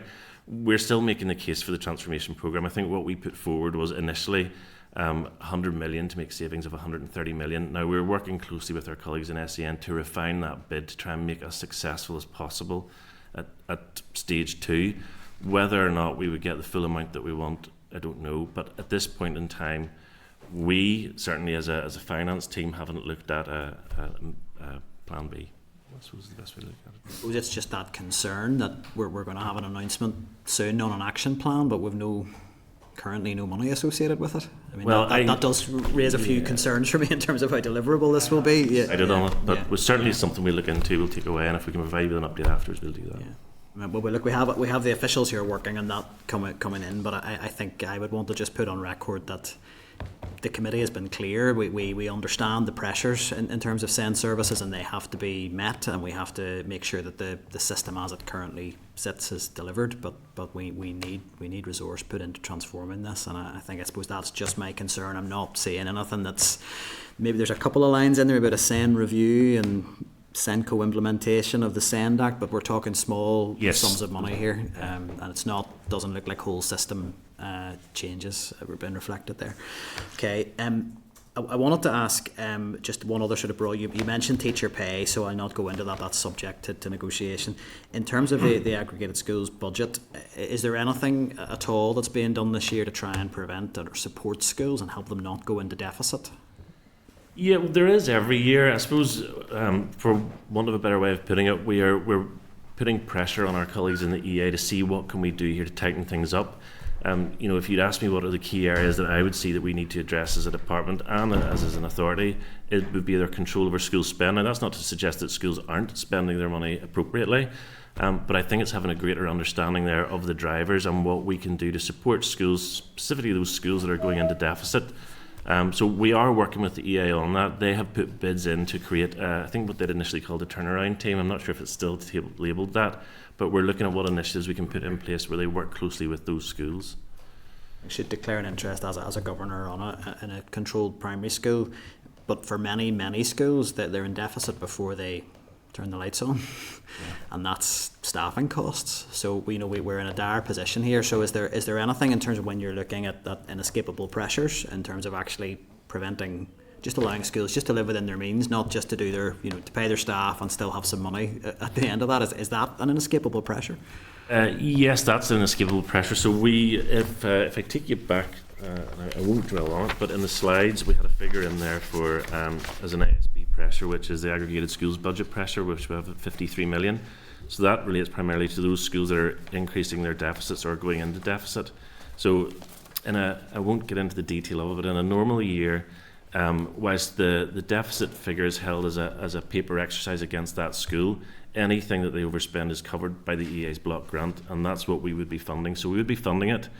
Under the current setup, that overspend is still held against that school to keep them accountable and to acknowledge that there may be issues at that school. So it's not that we won't fund them, but it's not that we, at the same time, we don't just let schools away with overspending. That's probably the best way to put it. Yeah, doesn't sound great. It always feels a slightly sort of opaque territory that the school's in deficit, but actually the department ultimately just funds it by paying the EA a bit extra, like a bit of an accountancy trick, really. We all acknowledge education is underfunded, but I suppose it's just, for me, I would like to see, what are we actually doing to get money to schools, to principals, so that they can actually live within their means and deliver education. Yeah, in an ideal world, and it's not to be critical of anybody, if we'd had a better budget outcome at the start of the year, that money would have gone in to the formula and gone out to schools at the start of the year, and we wouldn't be in this position. But when we get, and we have been for a number of years now, where we can only manage to live within budget when we get the funding in the year, and by that point it's too late. Now we made a real effort last year when we got money at the year end to see if we could actually channel some of that into schools. And we did manage to channel some of it, so I think it was 22 million, right, Stephen? So that we weren't forcing that deficit position fully on schools, but it's a real tricky area to manage. And as I say, if we could have that surety at the start of the year, it wouldn't happen. Probably one sort of broader question, and then I'll just one last specific one before I open up to other members. You've got your 189 million pressures. You've already said you don't anticipate that it's likely you'll get all of that in October monitoring. Do you have a sense of how that would be prioritised? Have you had direction from the Minister about what you'll do with anything that's less than the 190 million? Not yet, no. We're due to have more meetings soon. The difficulty is the fact that the teachers' pay is in there as part of that. Well, I'll not say any more. There's an obvious option there that hopefully we wouldn't need to go down. I know what's going on here. Okay, I'll just carry on. Yeah. I'd be hopeful that, my opinion would be that the 190 million is based very much on the EA's forecast at this point in time. Through experience, I would say they're maybe still slightly on the high side. Now we're chipping away at that. So I would like to think it would be fantastic if we could get something where we could facilitate everything, which would facilitate a teacher's pay award, in line with whatever the public sector pay policy is, and meet most of our pressures, or at least give us a target to work towards. So yes, there will be discussion. There'll be lots of discussion. It's not new for us at this point in the year to try and look towards what do we do to live within budget if we don't get what we need. But as time goes on, there are less and less options. Any sense of when the monitoring round is likely to conclude, and you will have certainty on that? I would be hopeful that it would be imminent. So we had the in-year exercise, which we thought we were going to get an outcome from, and then didn't, and that has sort of rolled into October monitoring, which I think was just going to be more of a transfer exercise. So that's ongoing at the minute. So I suppose that's up to the executive, but I would be really hopeful that we get clarity in the next week or so. Last thing, and it is quite a specific one, but it did catch my eye in the distribution tables. There is a line there of mental health and emotional well-being, and it then specifically says to include primary school counselling. That's something, certainly written questions that I've put through to the Minister, it's felt to me that that's primary school counselling is not really on the agenda, that the pilot for Healthy Happy Minds concluded, and that there's no replacement scheme that's currently being designed. What's that referring to? I mean, I would love it if the answer is there's going to be a primary school counselling scheme, but I can't answer that, I'm afraid. There's a strong possibility that that is just a hangover from previous wording, and that's not the case, but we'll clarify that for you. My understanding as well was that it wasn't continuing, so we'll clarify that for you. I'm not sure. Sorry. It's not. So that's my understanding, but I will clarify. No, we'll come need back. to come back to you. Double That's all check right. it. Yeah. I'm hopeful you're going to come back to tell me there's some development going on in secret that we weren't aware of, because that would, I mean, I think whether it's a counselling scheme, but some sort of primary school wellbeing scheme, I think is We'll absolutely apologise for desperately getting your hopes up, but look, we'll clarify that. I do think it is just momentarily excited about that, but no, that's fine. No, that's great. I'll pass over to the Deputy Chair. Thanks, Chair, and thanks for that, Neil. Just in terms of teachers' pay and the negotiations, is there any sort of ballpark of a timeline of when those negotiations might be completed? I'll be honest, I don't know. I sit with a different directorate. I know that they have commenced, and that's all I can offer. But from my experience in the past, I've been knocking around a long time. They can take a long time, but often that depends on funding.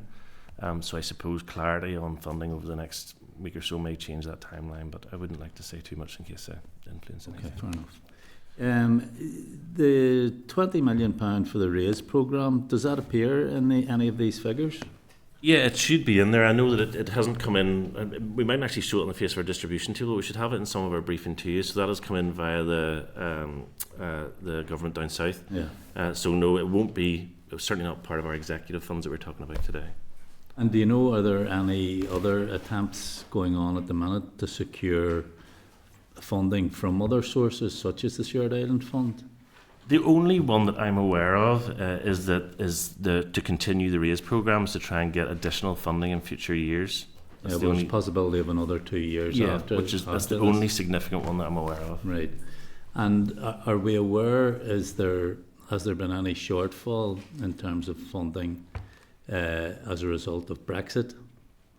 And has the British government made up any of that shortfall that you're aware of? It's not something that impacts our department hugely at all. We had minimal amounts. I think the only fund that we continue to get funding from through Europe was Peace 4, which I think has now become Peace Plus and still exists for us. So no, it hasn't impacted on our department. Okay. No. And just one final question on the distribution table. It appears that Corlin Nigel Scullia's budget has been reduced by 7.2%. Okay. I'm just wondering, how does that fit with the statutory duty to encourage and facilitate Irish medium education?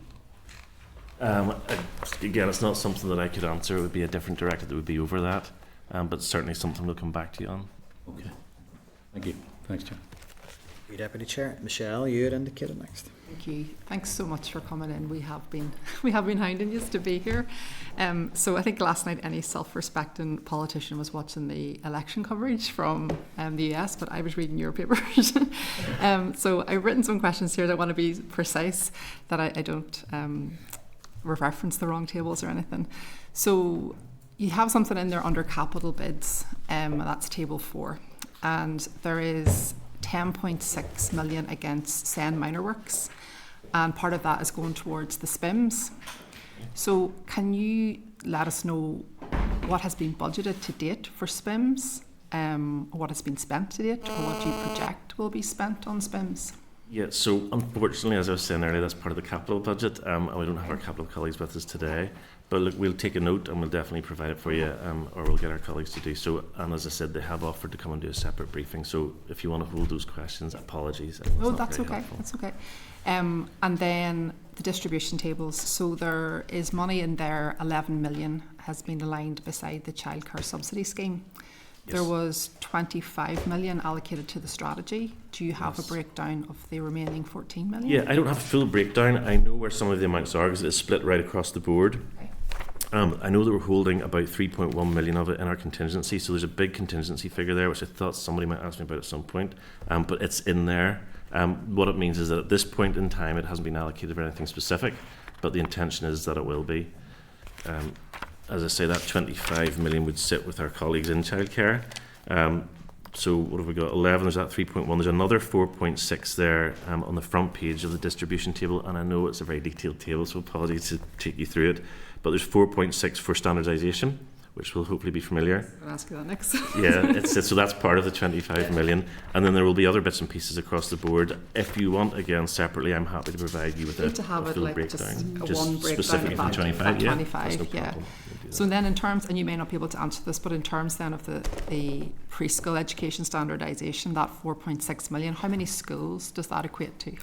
Apologies, I can't answer that question, but my colleagues on that side of the house would be able to. I don't know if they're briefing you soon or not. Okay. Can I get into transformation? Is that?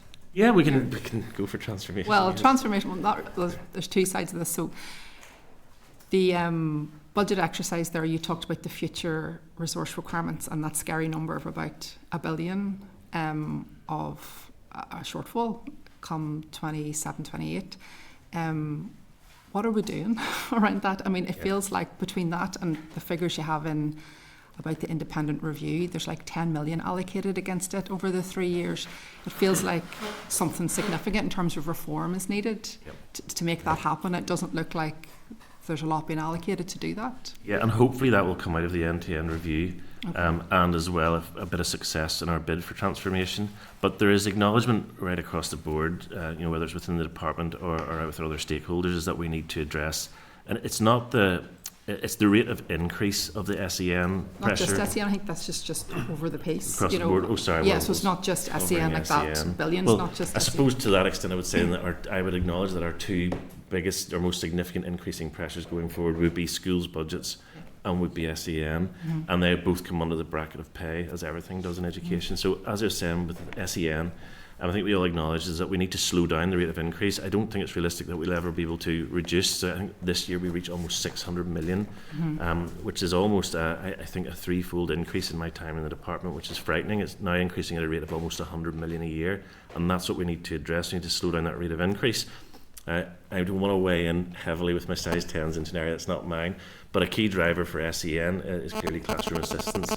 So we need to look at the provision there, and I think that's what the SEN review is going to do. Now, that's all I'll say on it because I'm not an expert on SEN, but there are definitely initiatives there where we're looking at what are the cost drivers, what can we do to address them, what can we do differently, and it goes. I talked earlier about and again, for want of a better description, looking at how we control school spend, and we're starting to do that now, and there's an inevitability to it. We've arranged workshops with key colleagues over key spend areas over the next number of months before we get into the next few financial years, which is something we would normally do, but we do it very close to the new financial year just because of the way we get budgeted.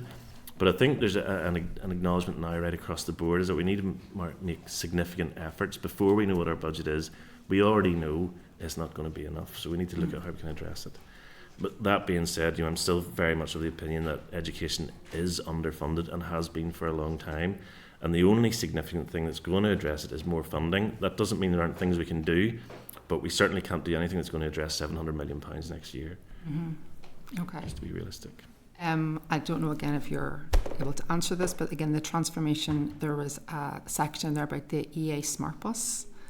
And there were some savings, about 3.5 million come from that. Savings. So what would be the intention with that money? Would that something then that can be reinvested into school transport, or is that going to be just sucked up by other pressures? Well, I think from the outset it would find its way into the wider pot and be used to address other pressures. Or, if we were in the utopian position where we could choose to do something that knew that we wanted to do, it would go towards that.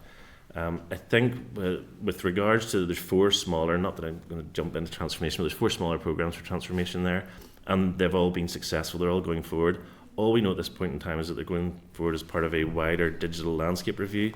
That's all we know at this point in time. So we don't know how quickly that's going to be rolled out or how quickly we'll derive those savings, if in fact we do get them, but it's certainly a step in the right direction. But yes, it's at this point in time, it's not that we would earmark that funding and say, well, it was for transport, it's been saved in transport, reinvest it in transport. Yeah.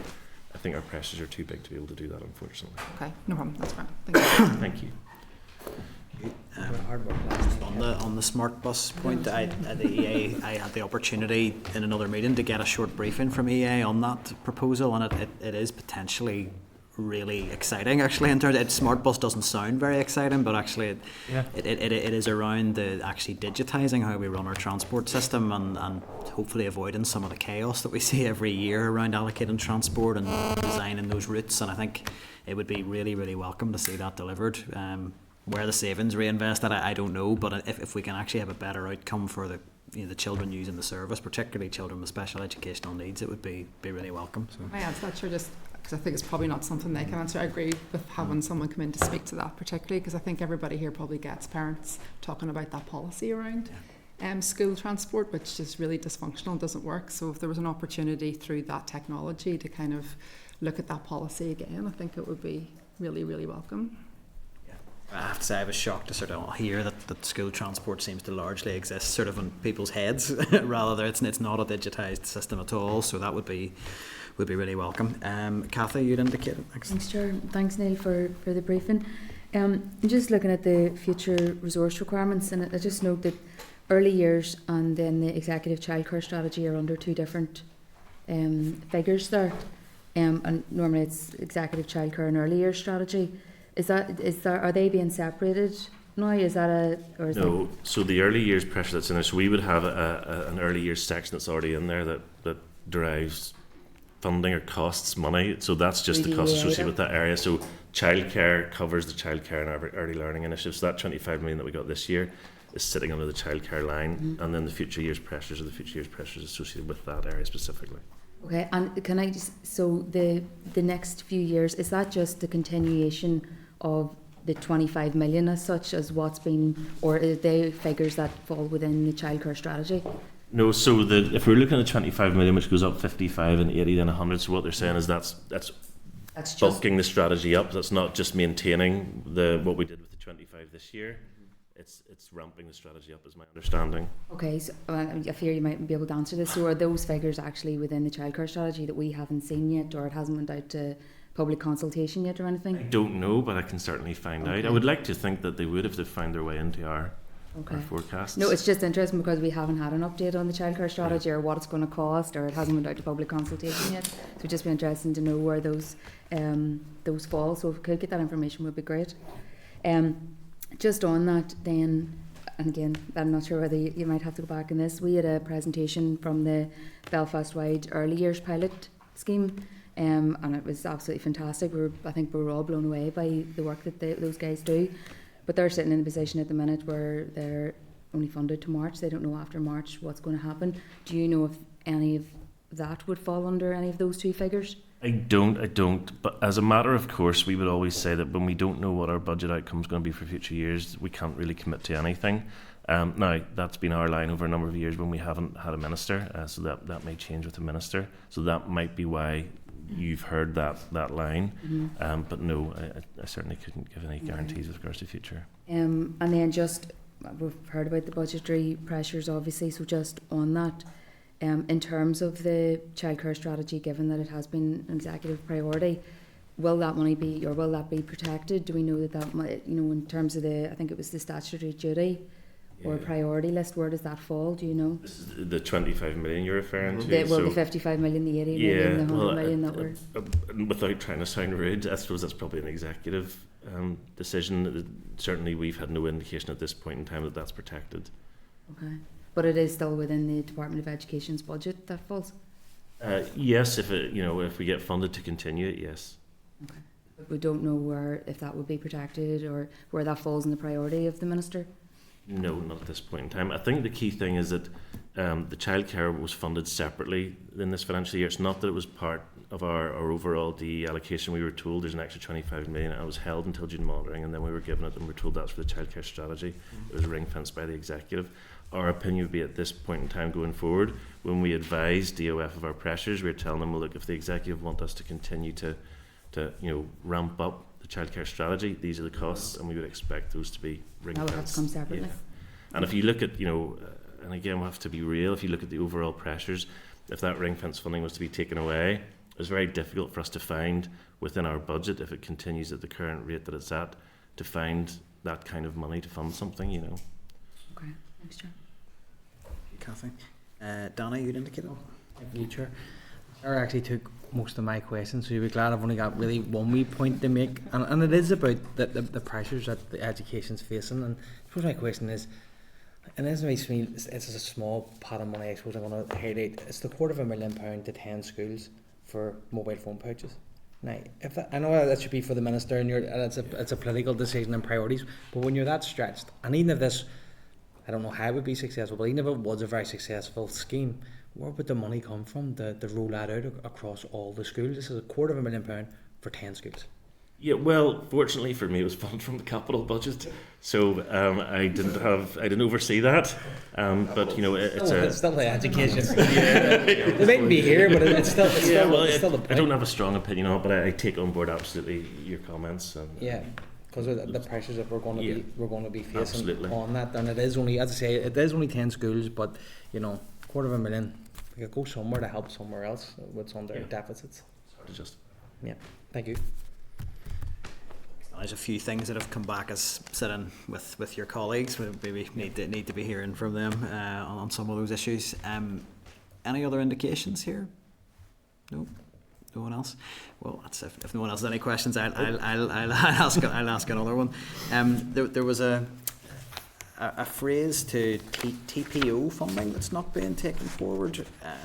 So I understood in the programmes that weren't being reinstated, so I'm assuming that's referring to the sort of Holiday Hunger, Engage, those sort of things, but third-party funding? TPO? Yeah, TPO, so third-party organisations. So running into last year, we would have had a lot of very small amounts going out to third-party organisations, and we had to review those given the budgetary situation we were in last year prior to getting an executive back, and a lot of those were cut to help us live within budget. And I suppose it's not that we've cut those and forgotten about them. The thought has always been there, well, if we ever had the funding and we thought it was worthwhile to reinstate them, we would. So that's what that's referring to, is that we haven't had the luxury of additional funding to be able to open those up again. So small pots to third yeah, party. Yeah, lots, or a large area, very, very small amounts. So. Okay. The other thing then I just wanted to flag around some of the resource decisions that you've taken. You noticed on this, I don't know if this ties into Danny's point or not, whether this is capital or resource, but some of the stuff that's not being funded in the maintenance side does sound quite significant. So, I mean, the Minister's been very clear that he wants to invest in special schools, in the special school estate, but I'm seeing that's dropping out of decisions of what's being funded. RAC surveys, is that because less is needed to spend on that? Because the RAC is potentially very serious, and I'm assuming wall tie issues as well. So is there anything there in maintenance that would be of concern, that if we don't spend it, there could be a serious issue emerging? Well, hopefully not. So to go back a little bit, prior to the last financial year, we would only have one maintenance pot to address everything, and that's that straight maintenance line. And then when RAC arrived on the scene, we set some money aside, and then it was acknowledged when we were doing the exercise for this year that we might need to set pots aside for RAC and wall ties. And last year as well, for the first year, we'd ring fence £5 million for SEN. So it's not that we're saying, look, that money's not there, those things won't happen. What we're saying is, well, look, we can't afford to set the money aside at the start of the year to be directed at just those things. So if something arises that needs to be addressed, it'll be funded out of the maintenance budget. And as I said earlier, if we get to the point in this year where the maintenance budget is not enough, we will go over. There are health and safety regulations, emergency things, they will be addressed. It's just that we don't have the luxury to ring fence a set amount, for example, £5 million, and say, well, look, let's just go and spend that on any maintenance that needs done in a certain area. It's unfortunate. It's not where we would want to be at all, but realistically, that's what we've had to do to try and live within budget. And to make sure I've understood this correctly, the Minister's announcement around investment in special schools, was that a capital pot? Or yeah, that was a capital pot. So yes. Whereas maintenance is resource. So that's purely a resource issue there. Okay, no, that's helpful.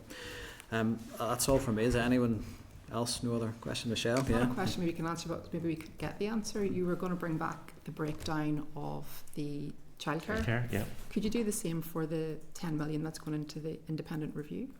Yeah, absolutely. I think we actually have some breakdown there, but just a bit more detail on what that's. There's 3 areas. I can't remember them. There's 3 areas off the top of my head. Sorry, I've really put you on the spot, Stephen. We chatted about it earlier. No, don't really. We'll come back to you. Just detail on what that is for. No problem. Not even just the headings, if you know any more about what that money is being. Yeah, absolutely. That's no problem. We'll have it. Thank you. Thank you. I'm turning into Columbo here. One more thing before you leave. Just something caught my eye on those tables. So the issue around the Controlled Schools Management Authority and the task force. What budget's been allocated to that? I don't know that any budget has been allocated to that. Now, can I ask specifically what you're referring to? So the Minister announced that that he wanted to set up a task force to look at the establishment of a managing authority for controlled schools. And my understanding is that task force has been established and is working. So I'm assuming there must be some budget associated with it. If there is, it will be an internal task force, I would have thought. So it would be staff. So we'd be absorbing that in our staffing budget. Okay. So my understanding was that I think there are. I mean, Mark Baker from CSSC is on that. And that not there may be engagement with length stakeholders, body. but these would be small amounts. Then I would imagine. I'll double check it for you, but I would imagine we're absorbing that within our departmental staffing budget and our departmental GAE. So they would be small amounts. And has there been discussion? I mean, Michelle mentioned around sort of wider transformation and how do we deal with these massive pressures coming down the track. In terms of reducing bureaucracy within the education system, moving to a single management authority rather than creating another one. Is that something that you're talking about? What can we do to kind of deal with these pressures? Is that something that is? Yeah, I think it's fair to say everything's on the table. There's a number of different strands. Obviously there's the outcome of the independent review. There's the various end-to-end reviews that we've had ongoing as well, and then we as a directorate ourselves are taking forward our own exercises I spoke about earlier in the workshops. I think that's really all I can say. There's a recognition right across the board that there needs to be something done, and we're all sort of moving towards that. And I think the Minister will probably provide clarity over the next months about how he sees that transforming, the transformation coming out of that. And I think it will all focus around the independent review. He's trying to communicate with us. I don't know who. Okay, well look, that's if there's no other indications from other members. Thank you for your time. There's quite a lot of things probably we'll be writing back for more information on. So there's a fair bit to come from that. But thank you for your time and for coming to committee. Thank you. Thank you. Okay, so while the witnesses are making their way out, I've got quite a few notes here of things that members wanted to follow up on. I think one of the clearest ones is probably a briefing from capital colleagues in the department would be really helpful on a number of issues. So I'm happy to take views from members. Are we keen to simply get a briefing, or are there specific issues around capital budget and spend that we would like to follow up in writing with in advance? And I would be happy to propose we seek a briefing from the officials. We agreed? Mm-hmm. Agreed? Okay. Some of the other things that I have a note of, and Clark, keep me right if there's anything that I have missed. So Deputy Chair raised an issue around the 7.2% cut in CNG's budget. So I think I would be happy to propose that we write to the department to explain the rationale for that in the context of the statutory duty around Irish medium education. I had asked some questions around SEND transformation and around what budget there is in current year already allocated for SEND transformation. So I think some detail on that, but also what budget will be attached to the action plan, which we're promised is going to be announced very shortly. So, and I'm assuming when officials come to committee on that they will be briefing us on that. So I'd like to get some information on that. I had also asked around any consideration if we could get some detail of the budget around that task force for the Controlled School Management Authority, and maybe wider work within the department around reducing bureaucracy and move towards a single management authority. There were quite a few questions around childcare. I would be happy to propose, as we have those officials in front of us next week, that perhaps those are the quickest way we'll get an answer on those questions is to put them to the relevant officials. I don't have anything else other than that. Are members agreed, or is there anything I have missed in terms of other actions? Members wanted a briefing on the smart bus, and there was a question about mobile phones as well for capital colleagues. That's all I have. Okay. I suppose the point I was making was, like, even if it was successful, the $250,000 is being given. Where's the money coming from when we hear how tight it is to roll that out across all the schools? That's serious money. So, and that's probably the importance of having the Minister in front of us to ask what his key priorities are. Yes, because to be fair to officials, it's a political decision to roll that out. They're just crunching the numbers, I suppose. So yeah. Okay. Telling us they're in deficit. Yeah. No, that's fine. So I'm not hearing anything else that we want to take forward on that, but we'll get all that correspondence away then. So it's grand. Okay, so that takes us to item 10 then on the agenda, which is correspondence. So we have correspondence at pages 202 to 891, so there's quite a lot of correspondence in there this week, and a summary note provided at page 26 of the table paper. So I will, as usual, go through anything that isn't covered in that summary note with any suggestions of how we deal with it, and then if there are any other items members want to raise, they can do so at the end. So item 10.2 is correspondence from an individual on the school's sports programme briefing that we received, the number of specific questions raised. I would suggest we forward that to the IFA and GAA for if they want to respond to that, as it wouldn't be material I don't think the committee could provide a response to. Are we agreed?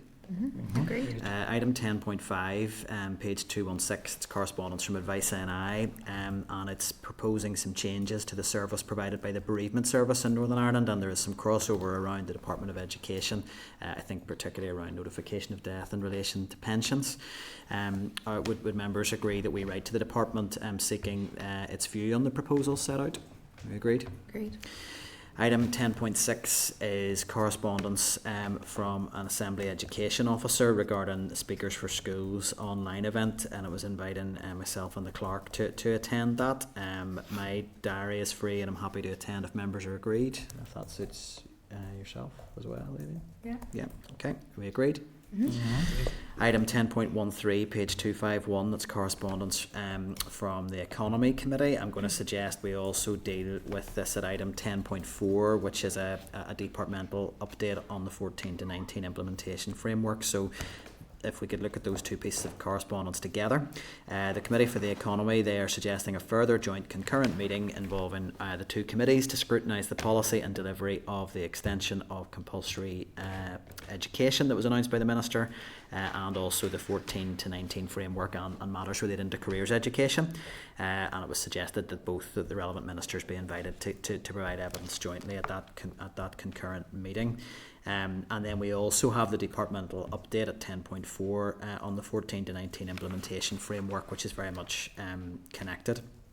So it's really, I'm happy to take views from members on that. I would certainly be happy to take forward another concurrent committee meeting. I think the issues around the compulsory age of education and the ongoing questions around the delivery of 14 to 19 framework would warrant that. But it's really to get an idea if members are agreed on that, and if we also want to seek an earlier briefing on the 14 to 19 framework on the back of the department's update.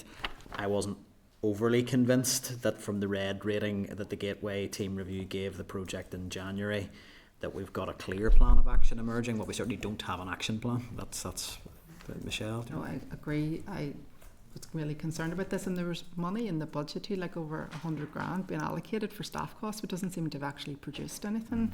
Things have changed. It's supposed to be a flagship, it's supposed to be a great thing that we're doing, and nothing seems to have happened. So I think we need to hear more about that and what's going on with it. I'm happy to propose we seek a briefing from certainly the Department of Education officials around the 14 to 19 framework, and then on the wider issues, including the rise in the age of compulsory education for that concurrent meeting. Are members agreed? Agreed. Item 10.19, page 269, it's an invitation to the Deputy Chair of the Committee to speak at a restorative practice in education conference. Apart from the fact I'm very offended if it wasn't the Chair that wanted, I'm very happy to propose that the Deputy Chair, if agreeable, to take that one forward. Yeah, I'll have a look at it.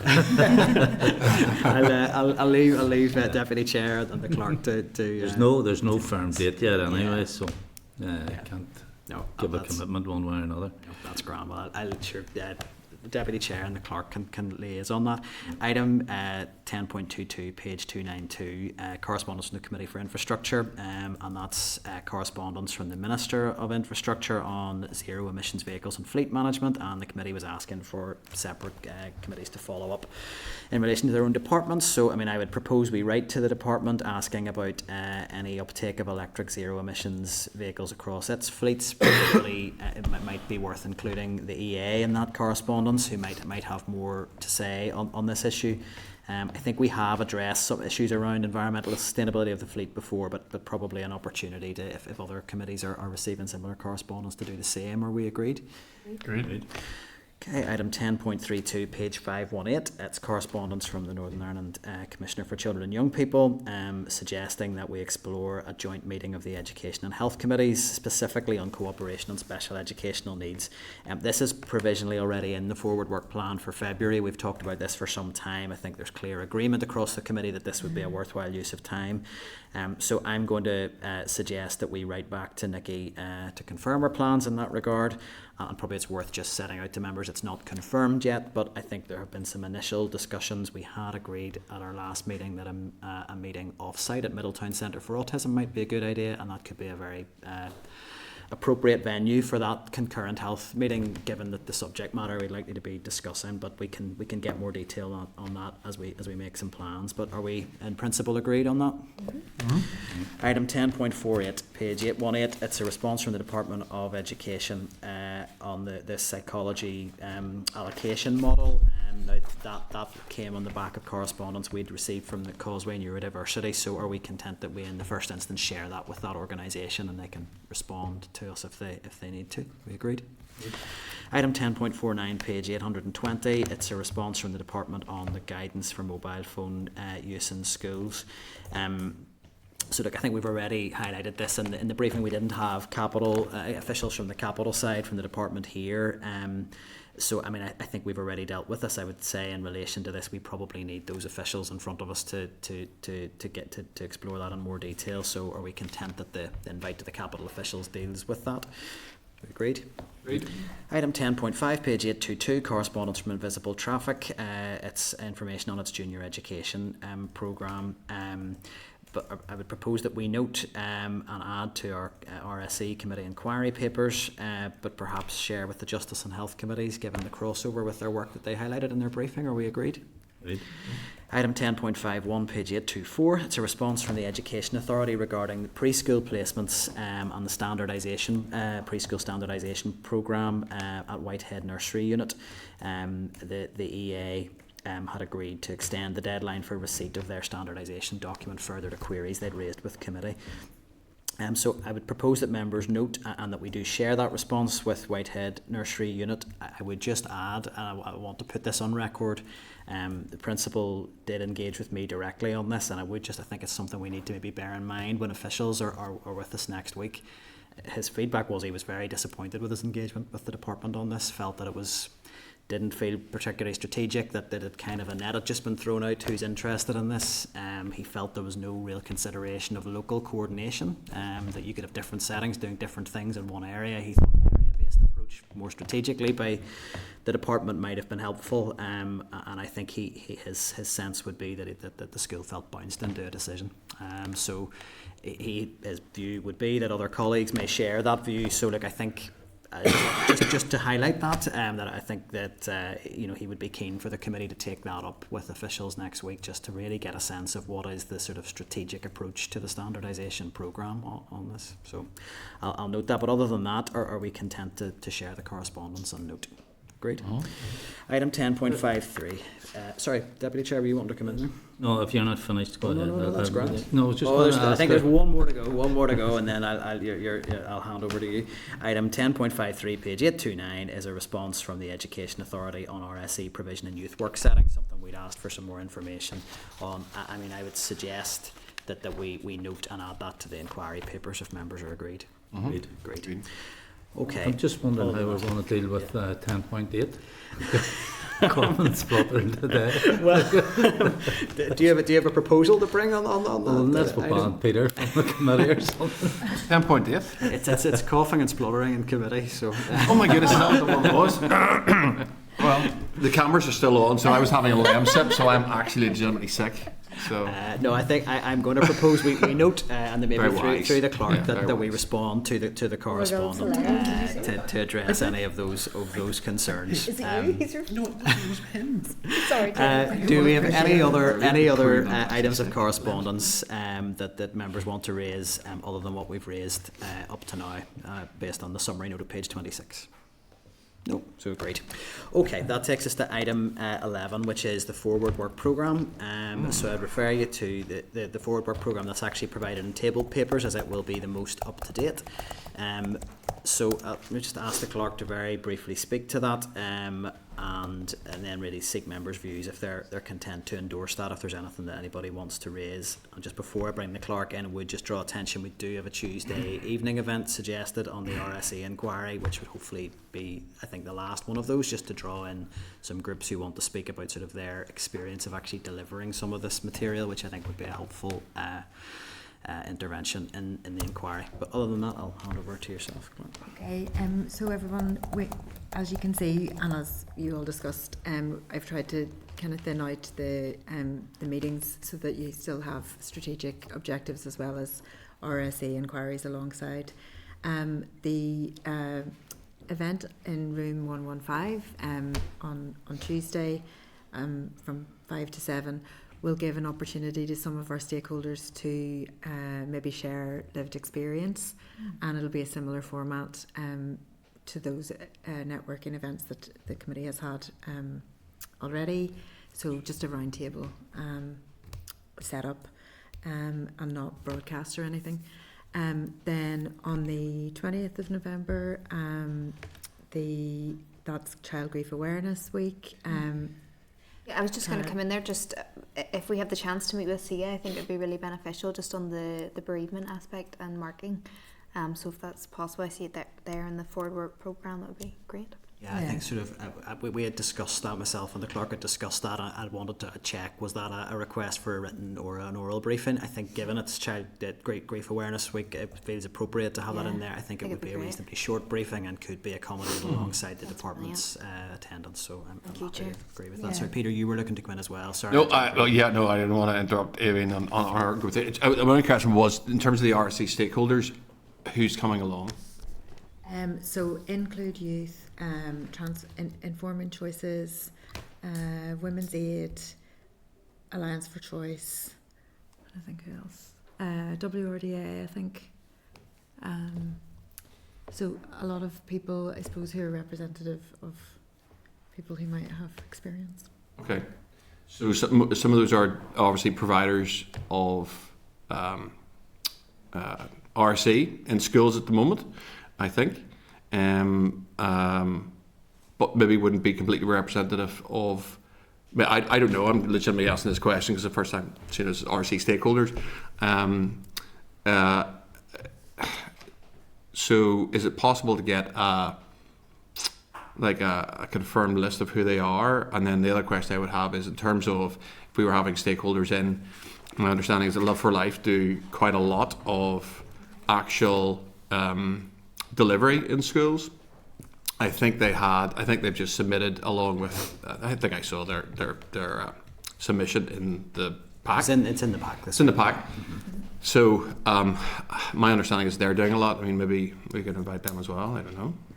Certainly, yeah. We also invited 31-8, and they weren't able to attend, but said that I invited them to write a submission. Who are 31-8? Just. Does everyone else know? It's a Christian charity that advises on safeguarding. Oh boy, Pat! Twice in 1 week. Question 15, Mr. Speaker. That's twice in 1 week. I should know anything else for that. So I genuinely did. Well, maybe I don't know if they'll be free or not, but given we could at least ask Love for Life and see if they could come along. Maybe. Thanks. Fine. With that, are we agreed? As long as everyone else is happy with that. What's that, Danny? Never do an open ender. Okay. So are we content then to endorse the draft forward work programme as currently in the papers, or are there any particular items of anything? Because I'm keen to hear, so that we're well prepped as far in advance, if there are people we want to be hearing from at the moment. The sooner we can get those invites out, the better. So either separately, through the clerk and her team, or anything now. Do say. Okay. Chair, just in terms of inviting other guests to come in, or witnesses, I mean, given the sort of ambiguous references to the Fair Start expert panel around the RAISE programme, it would be interesting to hear what role they actually had in the development of the model, because I mean, we've had the debate in the chamber yesterday, in my view, we didn't really get a very satisfactory explanation about different issues around the weighting of different criteria and so on, and the role that the expert panel played in the development of that model. The officials last week, or the week before, sorry, weren't very clear, you know, in what actual role that panel had, you know. So, and in terms of other issues, can I just check on that Sure. point? Because there was We've invited them. correspondence. The correspondence. Can I just check on what was the content of that correspondence? It was to ask those questions.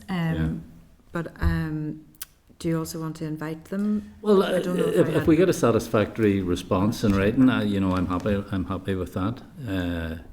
Can we but- maybe just park that till the response comes in, and Okay, if we're not fair enough. content, we can follow that up. Yeah. I'm happy But with just in terms of the issue of underachievement, educational underachievement, it would be interesting, given that we lag so far behind the education system in the south. It would be interesting to hear from someone who has some expertise in terms of comparative study of the systems north and south, and some expertise around the DAESH schools, to come in and give a briefing to the committee on that. You know, because even the independent panel, Dr.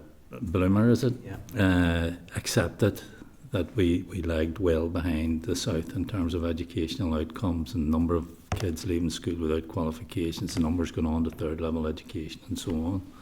So, I mean, if there's an example of good practice, I mean, we should be looking at it. Okay. Yeah, so we're kind of looking at January, really. Provisionally, we could start off the year with a strategic planning session that would be a bit informal for members, with, if you wished, a briefing from the Bill Office about legislative process, the RAISE research briefing that we've asked for about scoping anti-poverty measures, which includes comparative work, and then just a session on procedures if members want, and then we can discuss priorities for the next, up to Easter or summer. Yeah, Peter. Okay. I think if we could get someone from DAESH and their experience up here, and I think rather than just running out to them, I prefer that they were here. The DAESH model, I've looked at it myself, has worked really well in the south. So if they were willing to come up and give us some, present to us as a witness, I think it'd be great.